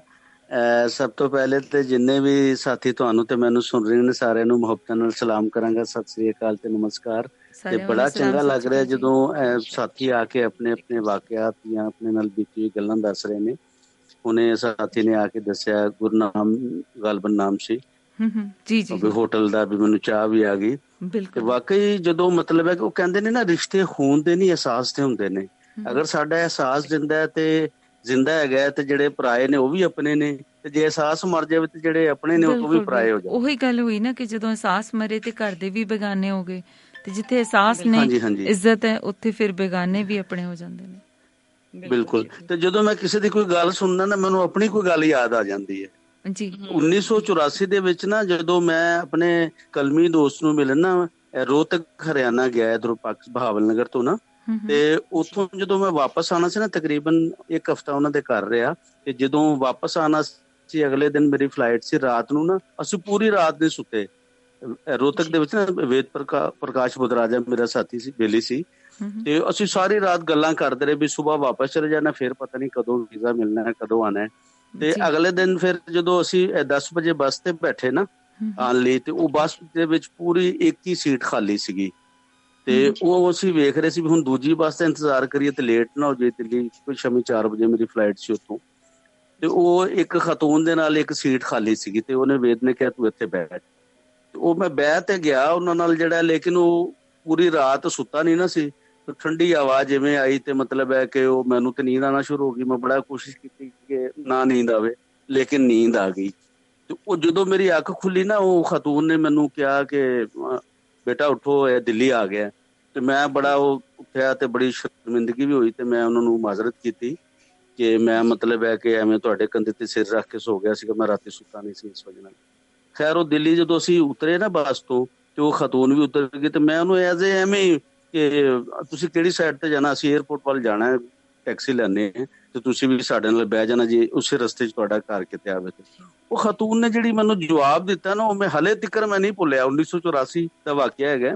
ਉਹ ਮੈਨੂੰ ਕਹਿਣ ਲੱਗੇ ਨਹੀਂ ਬੇਟਾ, ਮੈਂ ਤੇ ਮੇਰਾ ਸਟਾਫ ਆ ਗਿਆ ਸੀ ਬਹਾਦਰਗੜ੍ਹ, ਮੈਂ ਉਤਰਨਾ ਸੀ ਰੋਹਤਕ ਤੋਂ ਚੱਲੀ, ਮੇਰਾ ਸਟਾਫ ਆਇਆ ਨਾ, ਤੂੰ ਇੰਨੀ ਗਹਿਰੀ ਨੀਂਦ ਸੁੱਤਾ ਹੋਇਆ ਸੀ ਮੇਰੇ ਕੰਧੇ ਤੇ ਸਰ ਰੱਖ ਕੇ ਕਿ ਮੇਰਾ ਦਿਲ ਹੀ ਨਹੀਂ ਕੀਤਾ ਕਿ ਮੈਂ ਤੈਨੂੰ ਉਠਾਵਾਂ। ਫਿਰ ਮੈਂ ਕੰਡਕਟਰ ਨੂੰ ਪੁੱਛਿਆ ਵੀ ਇਹਨੇ ਕਿੱਥੇ ਜਾਣਾ ਹੈ, ਤੇ ਉਹਨੇ ਕਿਹਾ ਕਿ ਇਹਨੇ ਦਿੱਲੀ ਜਾਣਾ। ਕਹਿੰਦੀ ਫਿਰ ਮੈਂ ਅੱਗੇ ਦਿੱਲੀ ਦਾ ਟਿਕਟ ਲਿਆ, ਹੁਣ ਮੈਂ ਵਾਪਸ ਬਹਾਦਰਗੜ੍ਹ ਜਾਵਾਂਗੀ ਦੂਸਰੀ ਬੱਸ ਤੇ। ਮੈਂ ਤੇ ਨਾ ਮੇਰੇ ਮੂੰਹ 'ਚ ਫਿਰ ਉਹ ਮਤਲਬ ਹੈ ਕਿ ਮੈਂ ਵੇਖਦਾ ਹੀ ਰਹਿ ਗਿਆ ਉਹ ਖਤੂਨ ਵੱਲ। ਤੇ ਉਹ ਹੈ ਨਾ ਤੁਹਾਡੇ ਵੈਸੇ ਵੀ ਕਿ ਹਿੰਦੁਸਤਾਨੀ ਬੜੇ ਮਹਿਮਾਨ ਨਵਾਜ਼ ਹੁੰਦੇ ਨੇ, ਤੇ ਮੈਂ ਪਰੇਸ਼ਾਨ ਇੰਨਾ ਹੁਣ ਵੀ ਮੈਂ ਅਕਸਰ ਸੋਚਦਾ ਹੁੰਦਾ ਕਾਸ਼ ਮੈਨੂੰ ਉਹ ਖਤੂਨ ਦੁਬਾਰਾ ਮਿਲੇ ਤੇ ਮੈਂ ਉਹਦਾ ਸ਼ੁਕਰੀਆ ਪਤਾ ਨਹੀਂ ਕਿਹੜੇ ਕਿਹੜੇ ਲਫ਼ਜ਼ਾਂ ਨਾਲ ਉਹਦਾ ਸ਼ੁਕਰੀਆ ਅਦਾ ਕਰਾਂ। ਮਤਲਬ ਇੰਨੀ ਮੁਹੱਬਤ ਹੈ ਕਿ ਉਹ ਦੇਖੋ ਨਾ ਉਹਦਾ ਸਟਾਫ ਆਇਆ ਤੇ ਉਹਨੇ ਸਿਰਫ ਇੱਕ ਨੀਂਦ ਦੀ ਖਾਤਰ ਮੇਰੀ ਵੀ ਪਤਾ ਨਹੀਂ ਉਹਦੇ ਦਿਲ 'ਚ ਮਤਲਬ ਹੈ ਕਿ ਇੰਨਾ ਰਹਿਮ ਇੰਨਾ ਪਿਆਰ ਕਿੱਥੋਂ ਅੱਲਾਹ ਤਾਲਾ ਨੇ ਪਾਇਆ ਕਿ ਉਹ ਵਾਪਸ ਦਿੱਲੀ ਤੋਂ ਫਿਰ ਉਹ ਦੁਬਾਰਾ ਜਾਏਗੀ। ਪੈਸੇ ਉਹਨੇ ਖਰਚ ਕੀਤੇ ਆਪਣੇ ਪਹਿਲੇ ਆਉਣ ਦੇ, ਆਪਣੇ ਸਟਾਫ ਤੋਂ ਅੱਗੇ ਫਿਰ ਵਾਪਸ ਜਾਣ ਦੇ। ਤੇ ਇਹ ਵਾਕਈ ਮੁਹੱਬਤਾਂ ਹੁੰਦੀਆਂ ਨੇ, ਅੱਲਾਹ ਤਾਲਾ ਜਿਨ੍ਹਾਂ ਦੇ ਦਿਲ 'ਚ ਪਾ ਦੇਵੇ ਨਾ, ਇਹ ਉਹਨਾਂ ਨੂੰ ਪਤਾ ਹੁੰਦਾ। ਜੀ ਜੀ, ਸੋ ਤੁਸੀਂ ਇੱਥੇ ਮੁਹੱਬਤਾਂ ਬਣ ਕੇ ਜਾ ਰਹੇ ਹੋ, ਤੁਹਾਡਾ ਵੀ ਬਹੁਤ ਸ਼ੁਕਰੀਆ। ਬੜੇ ਗੌਰ ਨਾਲ ਸੁਣ ਰਿਹਾ ਹੁੰਦਾ ਨਾ, ਫਿਰ ਮੇਰਾ ਦਿਲ ਵੀ ਕਰ ਪੈਂਦਾ ਕਦੇ ਕਾਲ ਕਰਨ ਨੂੰ, ਤੇ ਵੈਸੇ ਮੈਂ ਸੁਣਨ ਨੂੰ ਜ਼ਿਆਦਾ ਚੰਗਾ ਸਮਝਦਾ। ਜੀ ਜੀ, ਬਹੁਤ ਬਹੁਤ ਸ਼ੁਕਰੀਆ ਗਫੂਰ ਸਾਹਿਬ ਸ਼ਾਮਿਲ ਹੋਣ ਦੇ ਲਈ, ਬਹੁਤ ਸ਼ੁਕਰੀਆ ਜੀ। ਇਹ ਹਰੂਨਾਬਾਦ ਤੋਂ ਜਿਹੜੇ ਤੁਹਾਨੂੰ ਮੈਸੇਜ ਹੈ ਨਾ, ਇਹ ਵੀ ਸਾਡੀ ਬਹਾਵਲ ਨਗਰ ਦੀ ਤਹਿਸੀਲ ਹੈ, ਸਾਡਾ ਡਿਸਟ੍ਰਿਕਟ ਹੈ ਬਹਾਵਲ ਨਗਰ, ਉਹਦੀ ਤਹਿਸੀਲ ਹੈ। ਤੇ ਬਹੁਤ ਸ਼ੁਕਰੀਆ ਜੀ ਸਾਰੇ ਸੁਣਨ ਵਾਲੇ ਨੂੰ। ਅਸਲਾਮ ਅਲੈਕੁਮ। ਬਹੁਤ ਸ਼ੁਕਰੀਆ, ਸਲਾਮ ਤੁਹਾਨੂੰ ਵੀ ਜੀ। ਸੋ ਆਪਣੀ ਗੱਲ ਅਨਾਮਿਕਾ ਜੀ ਨੈਗੇਟਿਵ ਇੱਕ ਇੰਸੀਡੈਂਟ ਤੋਂ ਸ਼ੁਰੂ ਹੁੰਦੀ ਦੇਖੋ ਕਿੰਨੀ ਪੋਜ਼ਿਟਿਵਿਟੀ ਤੇ ਆ ਗਈ ਹੈ ਕਿ ਸੋਹਣੀਆਂ ਗੱਲਾਂ ਨਿਕਲਣੀਆਂ ਸ਼ੁਰੂ ਹੋ ਗਈਆਂ। ਚਹਿਲ ਸਾਹਿਬ ਵਾਪਸ ਆਏ ਨੇ, ਉਹਨਾਂ ਦੀ ਵੀ ਗੱਲ ਸੁਣ ਲਈਏ ਜੀ। ਚਹਿਲ ਸਾਹਿਬ ਜੀ ਆਇਆਂ ਨੂੰ ਵੰਸ ਅਗੇਨ। ਹਾਂਜੀ, ਦੁਬਾਰਾ ਫਿਰ ਜੀ ਸਤਿ ਸ੍ਰੀ ਅਕਾਲ ਜੀ। ਮੈਂ ਤੁਹਾਡੇ ਔਰ ਹੋਰ ਲੋਕਾਂ ਦੇ ਵਿਚਾਰਾਂ ਦੇ ਵਿੱਚੋਂ ਜ਼ਿਆਦਾਤਰ ਨਹੀਂ ਰਹਾਂਗਾ। ਗੱਲ ਇਸ ਤਰ੍ਹਾਂ ਦੀ ਵੀ ਅੱਜ ਮੈਨੂੰ ਬਹੁਤ ਕੁਝ ਅਹਿਸਾਸ ਹੋਇਆ ਕਿ ਇਹ ਮਤਲਬ ਇਹ ਹੈ ਕਿ ਇਹ ਮਤਲਬ ਇੰਨਾ ਕੁ ਜ਼ਿਆਦਾ ਮੈਂ ਅੱਜ ਦੀ ਇਹਨਾਂ ਦੀ ਗੱਲਬਾਤ ਤੋਂ ਪ੍ਰਭਾਵਿਤ ਹੋਇਆ। ਜਿਵੇਂ ਤੁਸੀਂ ਜਾਣਦੇ ਹੀ ਹੋ ਕਿ ਇਹਨਾਂ ਦੀ ਉਮਰ ਲਗਭਗ ਮੇਰੀ ਵੱਡੀ ਬੇਟੀ ਦੇ ਬਰਾਬਰ ਦੀ ਆ, 3-4 ਸਾਲ ਵੱਡੀ, 30 ਸਾਲ ਦੇ ਉਹਨੇ। ਤੇ ਮੈਂ ਕਦੀ ਮੈਂ ਇਹਨਾਂ ਵੱਲ ਵੇਖਦਾ ਤੇ ਕਦੀ ਮੈਂ ਆਪਣੀ ਬੇਟੀ ਵੱਲ ਦੇਖਦਾ। ਤੇ ਉਹ ਮੈਂ ਦੇਖਦਾ ਕਿ ਜਦੋਂ ਉਹਦੇ ਵੱਲ ਮੈਂ ਦੇਖਦਾ ਤੇ ਇਹਨਾਂ ਨੂੰ ਮੈਂ ਸੁਣਦਾ ਤੇ ਮੈਨੂੰ ਬਹੁਤ ਕੁਝ ਅਹਿਸਾਸ ਹੁੰਦਾ ਕਿ ਇੰਨੀ ਉਮਰ ਦੇ ਵਿੱਚ ਜਾਂ ਏਡੀ ਛੋਟੀ ਉਮਰ ਦੇ ਵਿੱਚ ਇੰਨੀ ਵੱਡੀ ਗੱਲ ਕਹਿਣੀ ਜਾਂ ਇੰਨਾ ਵੱਡਾ ਉਪਰਾਲਾ ਕਰਨਾ ਜਾਂ ਇੰਨੇ ਤਲਖੀਆਂ ਦੇ ਵਿੱਚੋਂ ਦੀ ਨਿਕਲਣਾ, ਤੇ ਇਹ ਜ਼ਰੂਰੀ ਹੈ। ਸਿਜਦਾ ਸਲਾਮ ਬਣਦਾ ਹੈ ਇਹਨੂੰ, ਬੇਟੀ ਨੂੰ। ਤੇ ਬਾਕੀ ਜਿਵੇਂ ਕੁਝ ਗੱਲਾਂ ਜਦੋਂ ਕੋਈ ਬੰਦਾ ਕਰਦਾ, ਇਨਸਾਨ ਆਪਾਂ ਗੱਲ ਕਿਸੇ ਦੀ ਸੁਣਨੀ ਆ, ਤੇ ਜਿਹੜਾ ਉਹਦੀ ਗੱਲ ਸੁਣ ਰਿਹਾ ਉਹਦਾ ਸਿਰਫ ਹੁੰਗਾਰਾ ਭਰਨਾ ਹੀ ਨਹੀਂ ਬਣਦਾ, ਤੁਸੀਂ ਗੱਲ ਦੀ ਉਹਦੇ ਹੋਰ ਗੱਲਾਂ ਕਢਾਉਣਾ ਵੀ ਬਣਦਾ। ਜਿਵੇਂ ਤੁਸੀਂ ਕਿ ਉਹ ਰੋਲ ਜਿਹੜਾ ਉਹ ਬਾਖੂਬੀ ਕੀਤਾ, ਇਹ ਤਾਂ ਬੇਟੀ ਅਨਾਮਿਕਾ ਤਾਂ ਉਸ ਚੀਜ਼ ਦੀ ਹੱਕਦਾਰ ਆ। ਤੇ ਸੀਮਾ ਜੀ ਤੁਸੀਂ ਵੀ ਅੱਜ ਮੇਰੇ ਵਾਸਤੇ, ਮੇਰਾ ਤੁਹਾਡੇ ਅੱਗੇ ਵੀ ਇਹ ਸਿਰ ਚੁੱਕਦਾ ਕਿ ਇਹਨਾਂ ਕੋਲੋਂ ਉਹ ਅਣਕਹੇ ਸੱਚ ਜਾਂ ਉਹ ਤੱਥ ਵੀ ਤੁਸੀਂ ਇਹਨਾਂ ਕੋਲ ਸਾਡੇ ਰੂਬਰੂ ਕਰ ਦਿੱਤੇ ਨੇ, ਜਿਹੜੇ ਸ਼ਾਇਦ ਇਹ ਆਪ ਉਹਦਾ ਇੰਟਰਵਿਊ ਦਿੰਦੇ ਇਹ ਉਹਦੀਆਂ ਉਹ ਗੱਲ ਨਾ ਕਹਿ ਸਕਦੇ ਹੋਣ। ਤੇ ਜਿੰਨਾ ਖੂਬਸੂਰਤ ਗੱਲਬਾਤ ਇਹਨਾਂ ਦੀ ਆ, ਉਨੀ ਖੂਬਸੂਰਤ ਤੁਹਾਡੀ ਗੱਲਬਾਤ ਕਰਾਉਣ ਦਾ, ਕਹਾਉਣ ਦਾ ਲਹਿਜਾ, ਉਸੇ ਲਹਿਜੇ ਵਿੱਚ ਇਨਬਿਨ ਉਹਨਾਂ ਦੀ ਜੋ ਬਾਡੀ ਲੈਂਗੁਏਜ ਹੁੰਦੀ ਆ ਅਨਾਮਿਕਾ ਜੀ ਦੀ, ਉਹੀ ਬਾਡੀ ਲੈਂਗੁਏਜ ਤੁਹਾਡੀ ਸਵਾਲ ਪੁੱਛਣ ਦੀ ਹੁੰਦੀ ਆ, ਉਹੀ ਜਿਸ ਤਰ੍ਹਾਂ ਦਾ ਉਹਦੀ ਸਵਾਲ ਦੀ ਜਵਾਬ ਦੀ ਤਸਵੀਰ ਆ, ਤੁਹਾਡੀ ਸੁਣਨ ਦੀ ਤਸਵੀਰ ਵੀ ਉਸੇ ਤਰ੍ਹਾਂ ਦੀ ਹੋ ਜਾਂਦੀ ਹੈ। ਤੇ ਮੈਂ ਹੁਣ ਇਹਨਾਂ ਦਾ ਫੇਸਬੁੱਕ ID ਇਸੇ ਕਰਕੇ ਲੈ ਲਈ ਹੈ ਜੀ, ਤੇ ਜ਼ਰੂਰ ਮੈਂ ਇਹਨਾਂ ਦੇ ਨਾਲ ਰੱਖਾਂਗਾ ਜੀ, ਰਾਬਤਾ ਜ਼ਰੂਰ ਬਣਾ ਕੇ ਰੱਖਾਂਗਾ ਜੀ। ਮੈਂ ਇਸ ਉਮਰ ਦੇ ਵਿੱਚ ਵੀ ਜ਼ਰੂਰ ਬਹੁਤ ਕੁਝ ਸਿੱਖਣ ਵਾਲਾ, ਚਲੋ ਸਿੱਖਣਾ ਤੇ ਹੁਣ ਜ਼ਿਆਦਾ ਕੀ ਕਰਨਾ, ਬਹੁਤ ਕੁਝ ਕਰਨ ਵਾਲਾ ਵਾ ਇਹਨਾਂ ਦੇ ਲੈਵਲ ਦੇ ਉੱਪਰ। ਬਿਲਕੁਲ, ਬਹੁਤ ਮੈਂ ਜ਼ਰੂਰ ਇਹਨਾਂ ਕੋਲ ਪ੍ਰੇਰਨਾ ਲਈ ਅੱਜ। ਸ਼ੁਕਰੀਆ ਜੀ। ਤੇ ਤੁਸੀਂ ਮੈਨੂੰ ਵੀ ਬਹੁਤ ਸੋਹਣੇ ਕੰਪਲੀਮੈਂਟ ਦਿੱਤੇ ਆ ਚਹਿਲ ਸਾਹਿਬ, ਹੌਸਲਾ ਵੱਧਦਾ ਹੈ ਤੇ ਉਸੇ ਹੌਸਲੇ ਦੇ ਨਾਲ ਤੁਰੇ ਫਿਰਦੇ ਆ ਜੀ। ਸੋ ਮੈਨੂੰ ਲੱਗਦਾ ਹੈ ਕਿ ਤੁਸੀਂ ਆਪਣੇ ਗ੍ਰੈਂਡਸਨ ਦੀ, ਆਪਣੇ ਦੋਤਰੇ ਦੀ ਬੇਬੀ ਸਿਟਿੰਗ ਕਰਦੇ ਹੋ, ਅਕਸਰ ਕਰਦੇ ਹੋ, ਸੋ ਤੁਹਾਨੂੰ ਵੀ ਮੇਰੇ ਖਿਆਲ ਬਹੁਤ ਕੁਝ ਐਸੇ ਟਿਪਸ ਮਿਲ ਗਏ ਹੋਣੇ ਆ ਕਿ ਅਸੀਂ ਹੁਣੇ ਤੋਂ ਬੱਚਿਆਂ ਨੂੰ ਕਿਵੇਂ ਜਾਗਰੂਕ ਕਰ ਲਈਏ। ਬਿਲਕੁਲ ਜੀ, ਬਿਲਕੁਲ ਜੀ, ਉਹ ਗੱਲ ਹੈ ਕਿ ਬਹੁਤ ਦੇਖੋ ਸਾਡਾ ਤਰੀਕਾ ਪਤਾ ਕੀ ਹੈ ਜੀ, ਅਸੀਂ ਅੱਜ ਵੀ ਲੋਕਾਂ ਨੂੰ, ਬੱਚਿਆਂ ਨੂੰ, ਛੋਟਿਆਂ ਨੂੰ ਕਹਿ ਦਿੰਦੇ ਆ ਨਾ ਵੀ ਉਹ ਗੁੱਡ ਟੱਚ ਤੇ ਬੈਡ ਟੱਚ ਦਾ, ਜਦੋਂ ਕਿਤੇ ਇਹੋ ਜਿਹੀ ਬੱਚਾ ਥੱਲੇ ਲੈਪੀ ਥੱਲੇ ਜਾਂਦੇ ਤੇ ਅਸੀਂ ਉਹਨੂੰ ਕਹਿੰਦੇ ਬੇਟਾ ਸ਼ੇਮ ਸ਼ੇਮ, ਉਹ ਮਹਿਸੂਸ ਕਰਦਾ, ਅੱਗੇ ਹੱਥ ਦਿੰਦਾ ਜਾਂ ਉਹ ਕਰਦਾ। ਤੇ ਜੇ ਅਸੀਂ ਉਹਨੂੰ ਸ਼ੇਮ ਸ਼ੇਮ ਕਵਾਂਗੇ, ਉਹਨੂੰ ਪਤਾ ਹੈ ਕਿ ਇਹ ਜਿਹੜੀ ਗੱਲ ਹੈ ਗਲਤ ਹੈ, ਉਹ ਉਹਨੂੰ ਫੋਲੋ ਕਰਦਾ। ਤੇ ਜੇ ਅਸੀਂ ਉਹਨੂੰ ਨਹੀਂ ਕਰਾਂਗੇ ਤੇ ਉਹ ਨਹੀਂ ਕਰੇਗਾ ਜੀ। ਹਾਂਜੀ ਬਿਲਕੁਲ। ਤੇ ਮੈਂ ਹੁਣ ਬਹੁਤਾ ਸਮਾਂ ਬਹੁਤ ਸ਼ੁਕਰੀਆ ਗੱਲ, ਮੈਂ ਸ਼ੁਕਰੀਆ ਤੁਹਾਡਾ ਹੈ ਜੀ, ਤੇ ਇਹਨਾਂ ਦਾ ਤੇ ਦਿਲੋਂ ਧੰਨਵਾਦ ਆ। ਤੇ ਮੈਂ ਬੇਟੀ, ਭਾਵੇਂ ਮੇਰੀ ਬੇਟੀ ਆ, ਮੇਰੀ ਬੇਟੀ ਦੀ ਉਮਰ ਦੀ ਆ, ਪਰ ਇਹਨਾਂ ਨੂੰ ਸਿਜਦਾ ਕਰਨਾ ਬਣਦਾ ਵਾ। ਮੈਂ ਇਹਨਾਂ ਦੇ ਸਿਰ ਤੇ ਉਹੀ ਗੁੱਡ ਟੱਚ ਵਾਲਾ ਜਿਹੜਾ ਹੱਥ ਆ ਉਹ ਜ਼ਰੂਰ ਰੱਖਣਾ ਚਾਹਾਂਗਾ, ਜੇ ਮੈਨੂੰ ਇਜਾਜ਼ਤ ਦਿੰਦੇ ਨੇ। ਬਹੁਤ ਮਿਹਰਬਾਨੀ, ਥੈਂਕ ਯੂ ਸੋ ਮਚ ਜੀ। ਆਪਣੇ ਕੋਲ ਵਕਤ ਥੋੜਾ ਘੱਟ ਹੈ ਤੇ ਕਾਲ ਇੱਕ ਹੋਰ ਹੋਲਡ ਤੇ ਹੈ, ਜਲ ਸਾਹਿਬ ਉਹਨਾਂ ਦੀ ਗੱਲ ਵੀ ਸੁਣਨਾ। ਇੰਨੀ ਇਹਨਾਂ ਦੀ ਇੰਟਰਵਿਊ ਵਾਲੀ ਕਲਿੱਪਿੰਗ ਹੈ ਜੀ, ਇਹਨੂੰ ਅਸੀਂ ਵੱਧ ਤੋਂ ਵੱਧ ਸਰਕੂਲੇਟ ਕਰਨਾ, ਉਹਦਾ ਬਿਲਕੁਲ ਮੈਂ ਬਹੁਤ ਜਲਦੀ YouTube ਦੇ ਉੱਪਰ ਪਾ ਦਿਆਂਗੀ ਜੀ। ਇਹਦੀ ਰਿਕਾਰਡਿੰਗ ਅਲੱਗ ਤੋਂ ਕਰ ਰਹੀ ਹਾਂ, YouTube ਦੇ ਉੱਪਰ ਬਹੁਤ ਜਲਦੀ ਅਪਲੋਡ ਕਰਾਂਗੀ ਤਾਂ ਕਿ ਅੱਗੇ ਵੀ ਸਾਂਝੀ ਕਰ ਸਕੀਏ ਆਪਾਂ।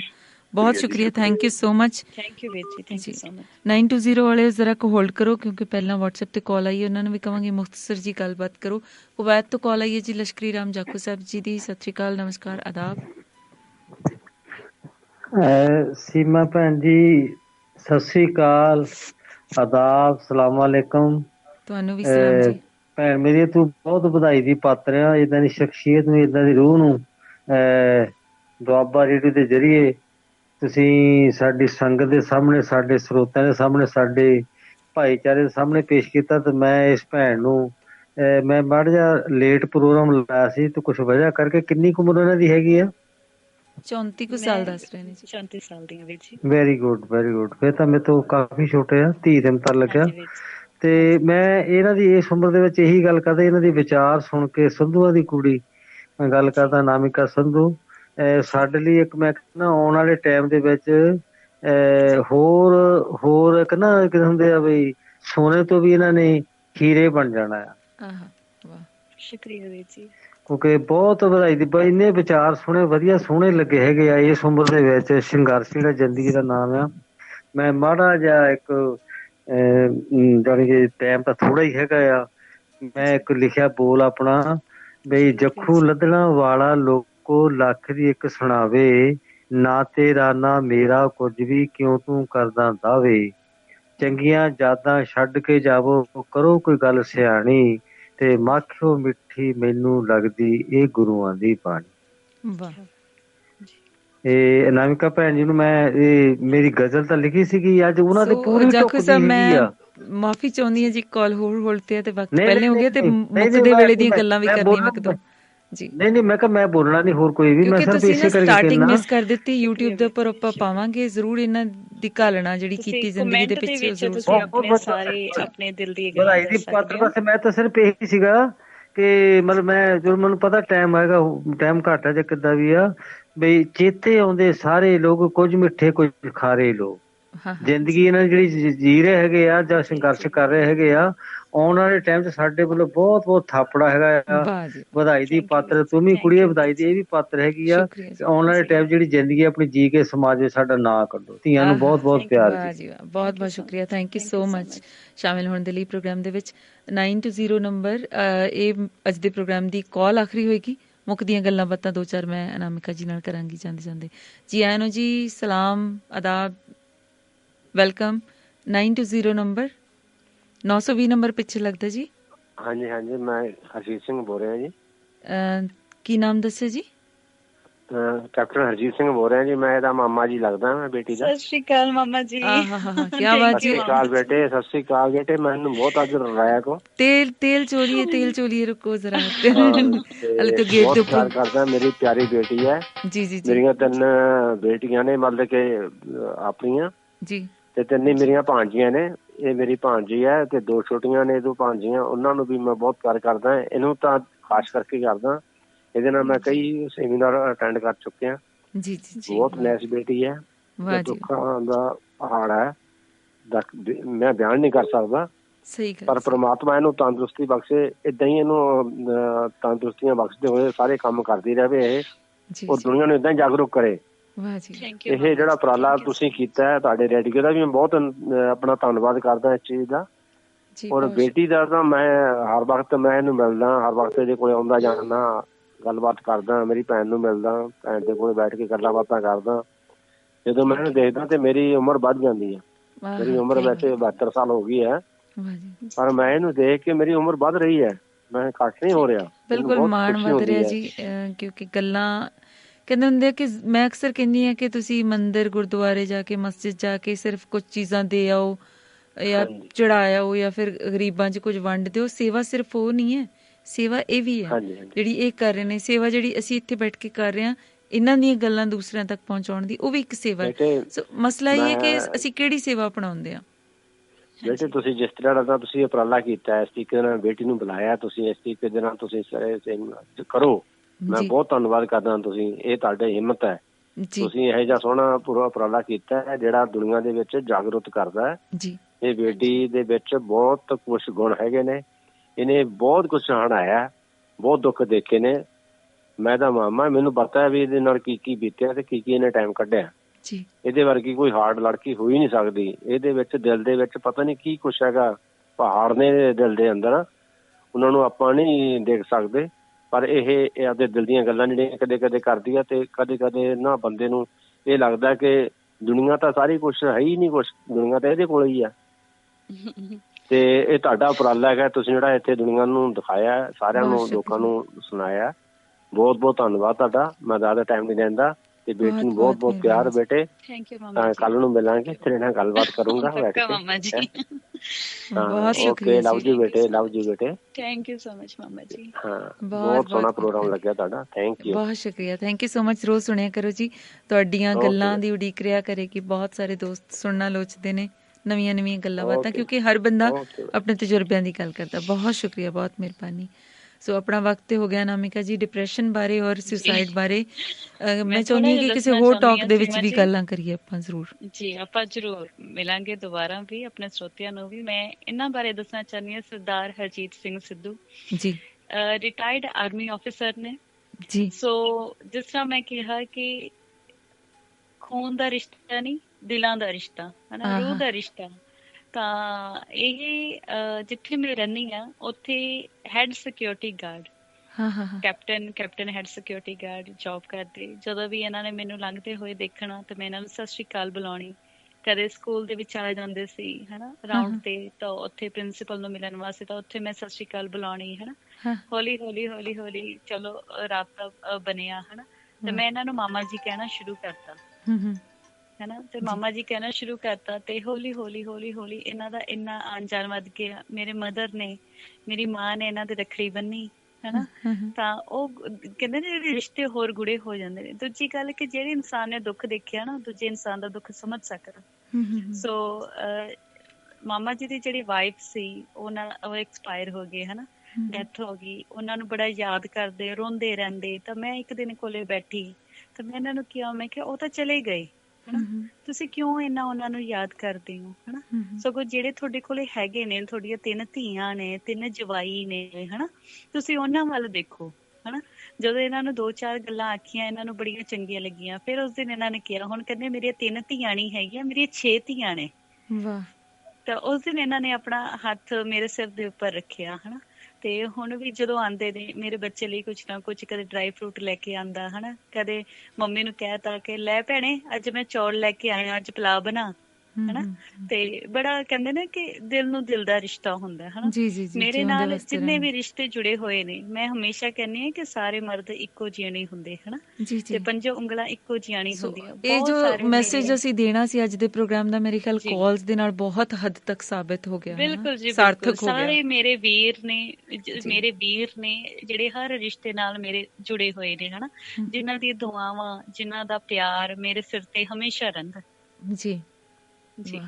ਸੋ ਇੱਕ ਹੋਰ ਕਾਲ ਆਈ ਹੈ, ਉਹਨਾਂ ਨੂੰ ਕਿਉਂ ਨਾਰਾਜ਼ ਕਰਨਾ, ਕਈ ਵਾਰੀ ਉਹਨਾਂ ਦੀ ਮਿਸਡ ਕਾਲ ਚਲੀ ਗਈ ਸੀ। 002 ਨੰਬਰ ਜੀ ਆਇਆ ਨਾ ਜੀ। ਤੁਹਾਨੂੰ ਔਰ ਅਨਾਮਕੇ ਨੂੰ, ਅਨਾਮਕਾਈ ਨੂੰ ਪਿਆਰ ਭਰੀ ਸੰਗਤ ਵੱਲੋਂ ਪਿਆਰ ਭਰੀ ਨਮਸਕਾਰ, ਸਤਿ ਸ਼੍ਰੀ ਅਕਾਲ।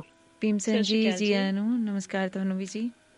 ਕਿਉਂਕਿ ਸਮਾਂ ਥੋੜਾ, ਮੈਂ ਹਾਲ ਤੱਕ ਇੰਟਰਵਿਊ ਅੱਧੇ ਘੰਟੇ ਦੀ ਵੀ ਨਹੀਂ ਸੁਣੀ ਕਿਸੇ ਵੀ ਰੇਡੀਓ ਤੇ ਜਿਹੜਾ ਤੁਸੀਂ ਅੱਜ ਮੈਨੂੰ ਬੰਨ ਕੇ ਬਿਠਾਤਾ, ਮੈਨੂੰ ਤਾਂ ਕੀ ਬਹੁਤ ਜ਼ਿਆਦਾ ਸਾਰੇ ਕਾਲਰਾਂ ਨੂੰ ਬੰਨ ਕੇ ਬਿਠਾਇਆ 2 ਘੰਟੇ ਤੇ ਮੈਨੂੰ ਨੀ ਪਤਾ ਸੀ ਜਿਹੜਾ ਮੈਡਮ ਤੁਸੀਂ ਮੈਸੇਜ ਪੜ੍ਹਿਆ ਨਾ, ਮੈਨੂੰ ਨੀ ਪਤਾ ਸੀ ਇਹਨਾਂ ਨੇ ਆਉਣਾ ਹੈ।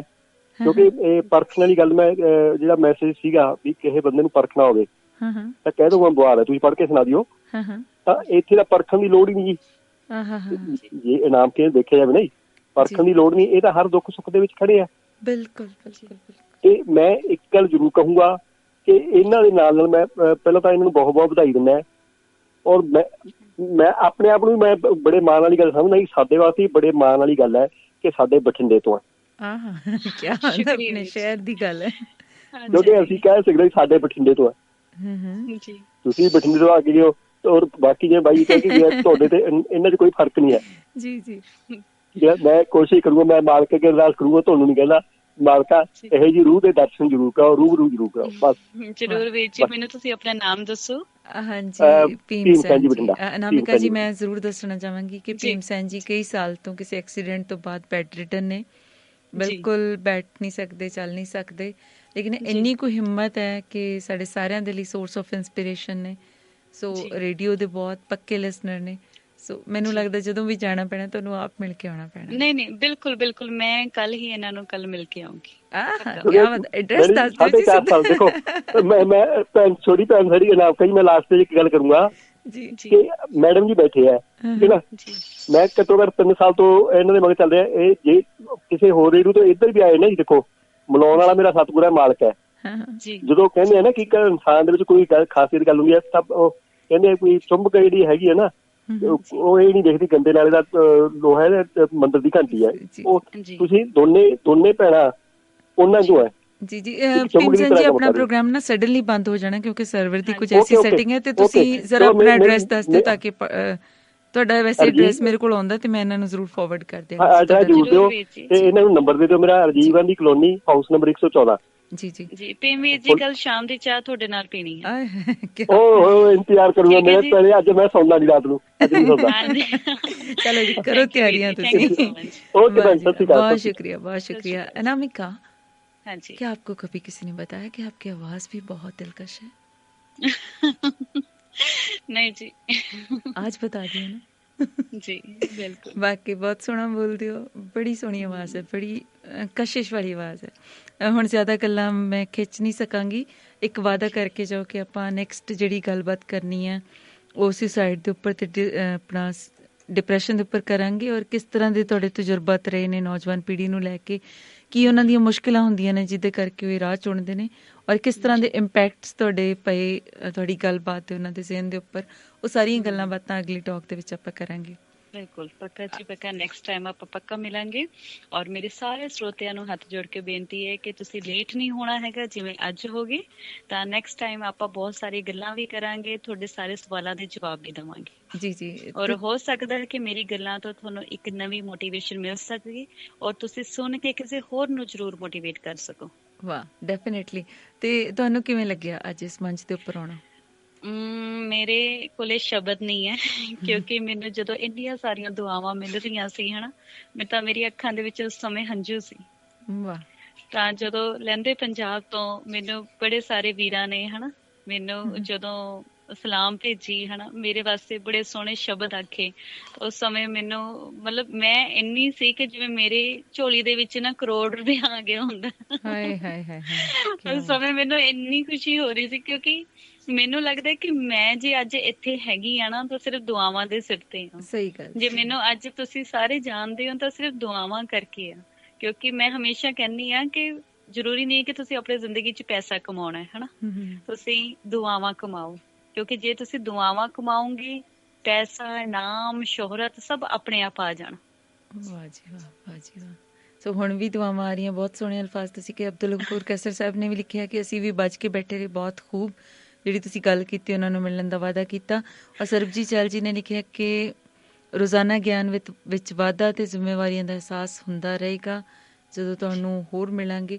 ਸੋ ਜਾਂਦੇ ਜਾਂਦੇ ਇੱਕ ਸ਼ੇਰ ਨਾਲ ਇਜਾਜ਼ਤ ਲਵਾਂਗੀ। ਸੁਰਿੰਦਰ ਸੋਹਲ ਸਾਹਿਬ ਦਾ ਸ਼ੇਰ ਹੈ ਕਿ ਜੁਗ ਨੂੰ ਆਪਣੀ ਲੋ ਦਾ ਮਾਲਿਕ ਚੰਨ ਦੀ ਚਮਕ ਉਦਾਰੀ ਏ, ਜੁਗ ਨੂੰ ਆਪਣੀ ਲੋ ਦਾ ਮਾਲਿਕ ਚੰਨ ਦੀ ਚਮਕ ਉਦਾਰੀ ਏ, ਜੁਗ ਨੂੰ ਚੰਨ ਤੋਂ ਕਿੰਨਾ ਵੱਡਾ ਅੱਜ ਸਮਝ ਇਹ ਆਇਆ ਹੈ, ਜੁਗ ਨੂੰ ਚੰਨ ਤੋਂ ਕਿੰਨਾ ਵੱਡਾ ਅੱਜ। ਜਾਂਦੇ ਜਾਂਦੇ ਮੈਂ ਸਰੋਤਿਆਂ ਨੂੰ ਇੱਕ ਗੱਲ ਕਹਿਣਾ ਚਾਹੁੰਦੀ ਹਾਂ ਕਿ ਪਲੀਜ਼ ਪਲੀਜ਼ ਪਲੀਜ਼ ਆਪਣੇ ਬੱਚਿਆਂ ਦਾ ਧਿਆਨ ਰੱਖੋ, ਆਪਣੇ ਬੱਚਿਆਂ ਨੂੰ ਸਮਾਂ ਦਿਓ, ਉਹਨਾਂ ਨਾਲ ਗੱਲਾਂ ਬਾਤਾਂ ਕਰੋ, ਆਪਣੇ ਤਜਰਬੇ ਸਾਂਝੇ ਕਰੋ, ਆਪਣੇ ਬੱਚਿਆਂ ਨੂੰ ਮਾਨਸਿਕ ਅਤੇ ਸਰੀਰਕ ਤੌਰ ਤੇ ਮਜ਼ਬੂਤ ਬਣਾਓ। ਵਾਹ। ਸੋ ਜੁਗਨੂ ਦੀ ਚਮਕ ਬਰਕਰਾਰ ਰਵੇ, ਸਾਡੀ ਸਾਰਿਆਂ ਦੀ ਇਹ ਉਮੀਦ ਵੀ ਹੈ, ਆਸ ਵੀ ਹੈ, ਦੁਆ ਵੀ ਹੈ। ਔਰ ਇਹ ਜੁਗਨੂ ਖੁਦ ਆਪਣੀ ਲੋਹ ਦੇ ਵਿੱਚ ਚਮਕਦਾ ਰਵੇ, ਕਿਉਂਕਿ ਲੋਹੇ ਦੀ ਆਪਣੀ ਹੈ, ਇਹਨੇ ਪੀੜਾਂ ਤੋਂ ਹੰਢਾਈ ਹੈ, ਕਮਾਈ ਹੈ। ਸੋ ਉਸ ਲੋਹ ਦੇ ਨਾਲ ਲੇਕਿਨ ਬਹੁਤ ਸਾਰੇ ਚੰਨ ਹੋਰ ਰੋਸ਼ਨ ਕਰੇ। ਆਮੀਨ। ਜਿਉਂਦੇ ਵਾਸਤੇ ਰਹੋ ਅਨਾਮਿਕਾ ਜੀ, ਤੇ ਇਸ ਮੰਚ ਦਾ ਹਿੱਸਾ ਬਣੇ ਰਹੋ। ਤੁਹਾਡਾ ਵੀ ਬਹੁਤ ਬਹੁਤ ਧੰਨਵਾਦ ਸੀਮਾ ਜੀ, ਜਿਨ੍ਹਾਂ ਨੇ ਅੱਜ ਢੇਰ ਸਾਰੀਆਂ ਦੁਆਵਾਂ ਮੇਰੀ ਝੋਲੀ ਦੇ ਵਿੱਚ ਪਾਈਆਂ ਨੇ, ਔਰ ਨਾਲ ਹੀ ਸਾਰੀ ਟੀਮ ਦਾ ਬਹੁਤ ਬਹੁਤ ਦਿਲੋਂ ਧੰਨਵਾਦ। ਬਹੁਤ ਸ਼ੁਕਰੀਆ, ਤੁਸੀਂ ਆਪਣਾ ਇੰਨਾ ਸਾਰਾ ਵਕਤ ਕੱਢਿਆ, ਕਿਉਂਕਿ ਮੇਰੀ ਇੱਕੋ ਹੀ ਜਿਹੜੀ ਇੱਛਾ ਹੁੰਦੀ ਹੈ ਕਿ ਫਾਰਮਲ ਇੰਟਰਵਿਊਜ਼ ਨਾ ਕੀਤੇ ਜਾਣ, ਇਸ ਤਰ੍ਹਾਂ ਗੱਲਬਾਤ ਹੋਵੇ ਜਿਵੇਂ ਆਪਾਂ ਵਿਹੜਿਆਂ ਦੇ ਵਿੱਚ ਬੈਠ ਕੇ ਕਰਦੇ ਹਾਂ। ਉਹਦੇ ਲਈ ਖੁੱਲ੍ਹਾ ਵਕਤ ਚਾਹੀਦਾ, ਬਹੁਤ ਸਾਰੀ ਡਿਟੇਲ ਦੇ ਵਿੱਚ ਗੱਲਬਾਤ ਹੋਣੀ ਚਾਹੀਦੀ ਹੈ। ਤੁਸੀਂ ਆਪਣਾ ਵਕਤ ਦਿੱਤਾ, ਬਹੁਤ ਬਹੁਤ ਤੁਹਾਨੂੰ ਦੁਆ, ਤੇ ਬਹੁਤ ਬਹੁਤ ਸ਼ੁਕਰੀਆ। ਤੁਹਾਡੇ ਬੇਟੇ ਲਈ ਵੀ ਢੇਰ ਦੁਆਵਾਂ ਸਾਡੇ ਸਾਰਿਆਂ ਵੱਲੋਂ। ਆਮੀਨ। ਜਿਉਂਦੇ ਵਾਸਤੇ ਰਹੋ ਜੀ। Bye. Thank you so much for being there.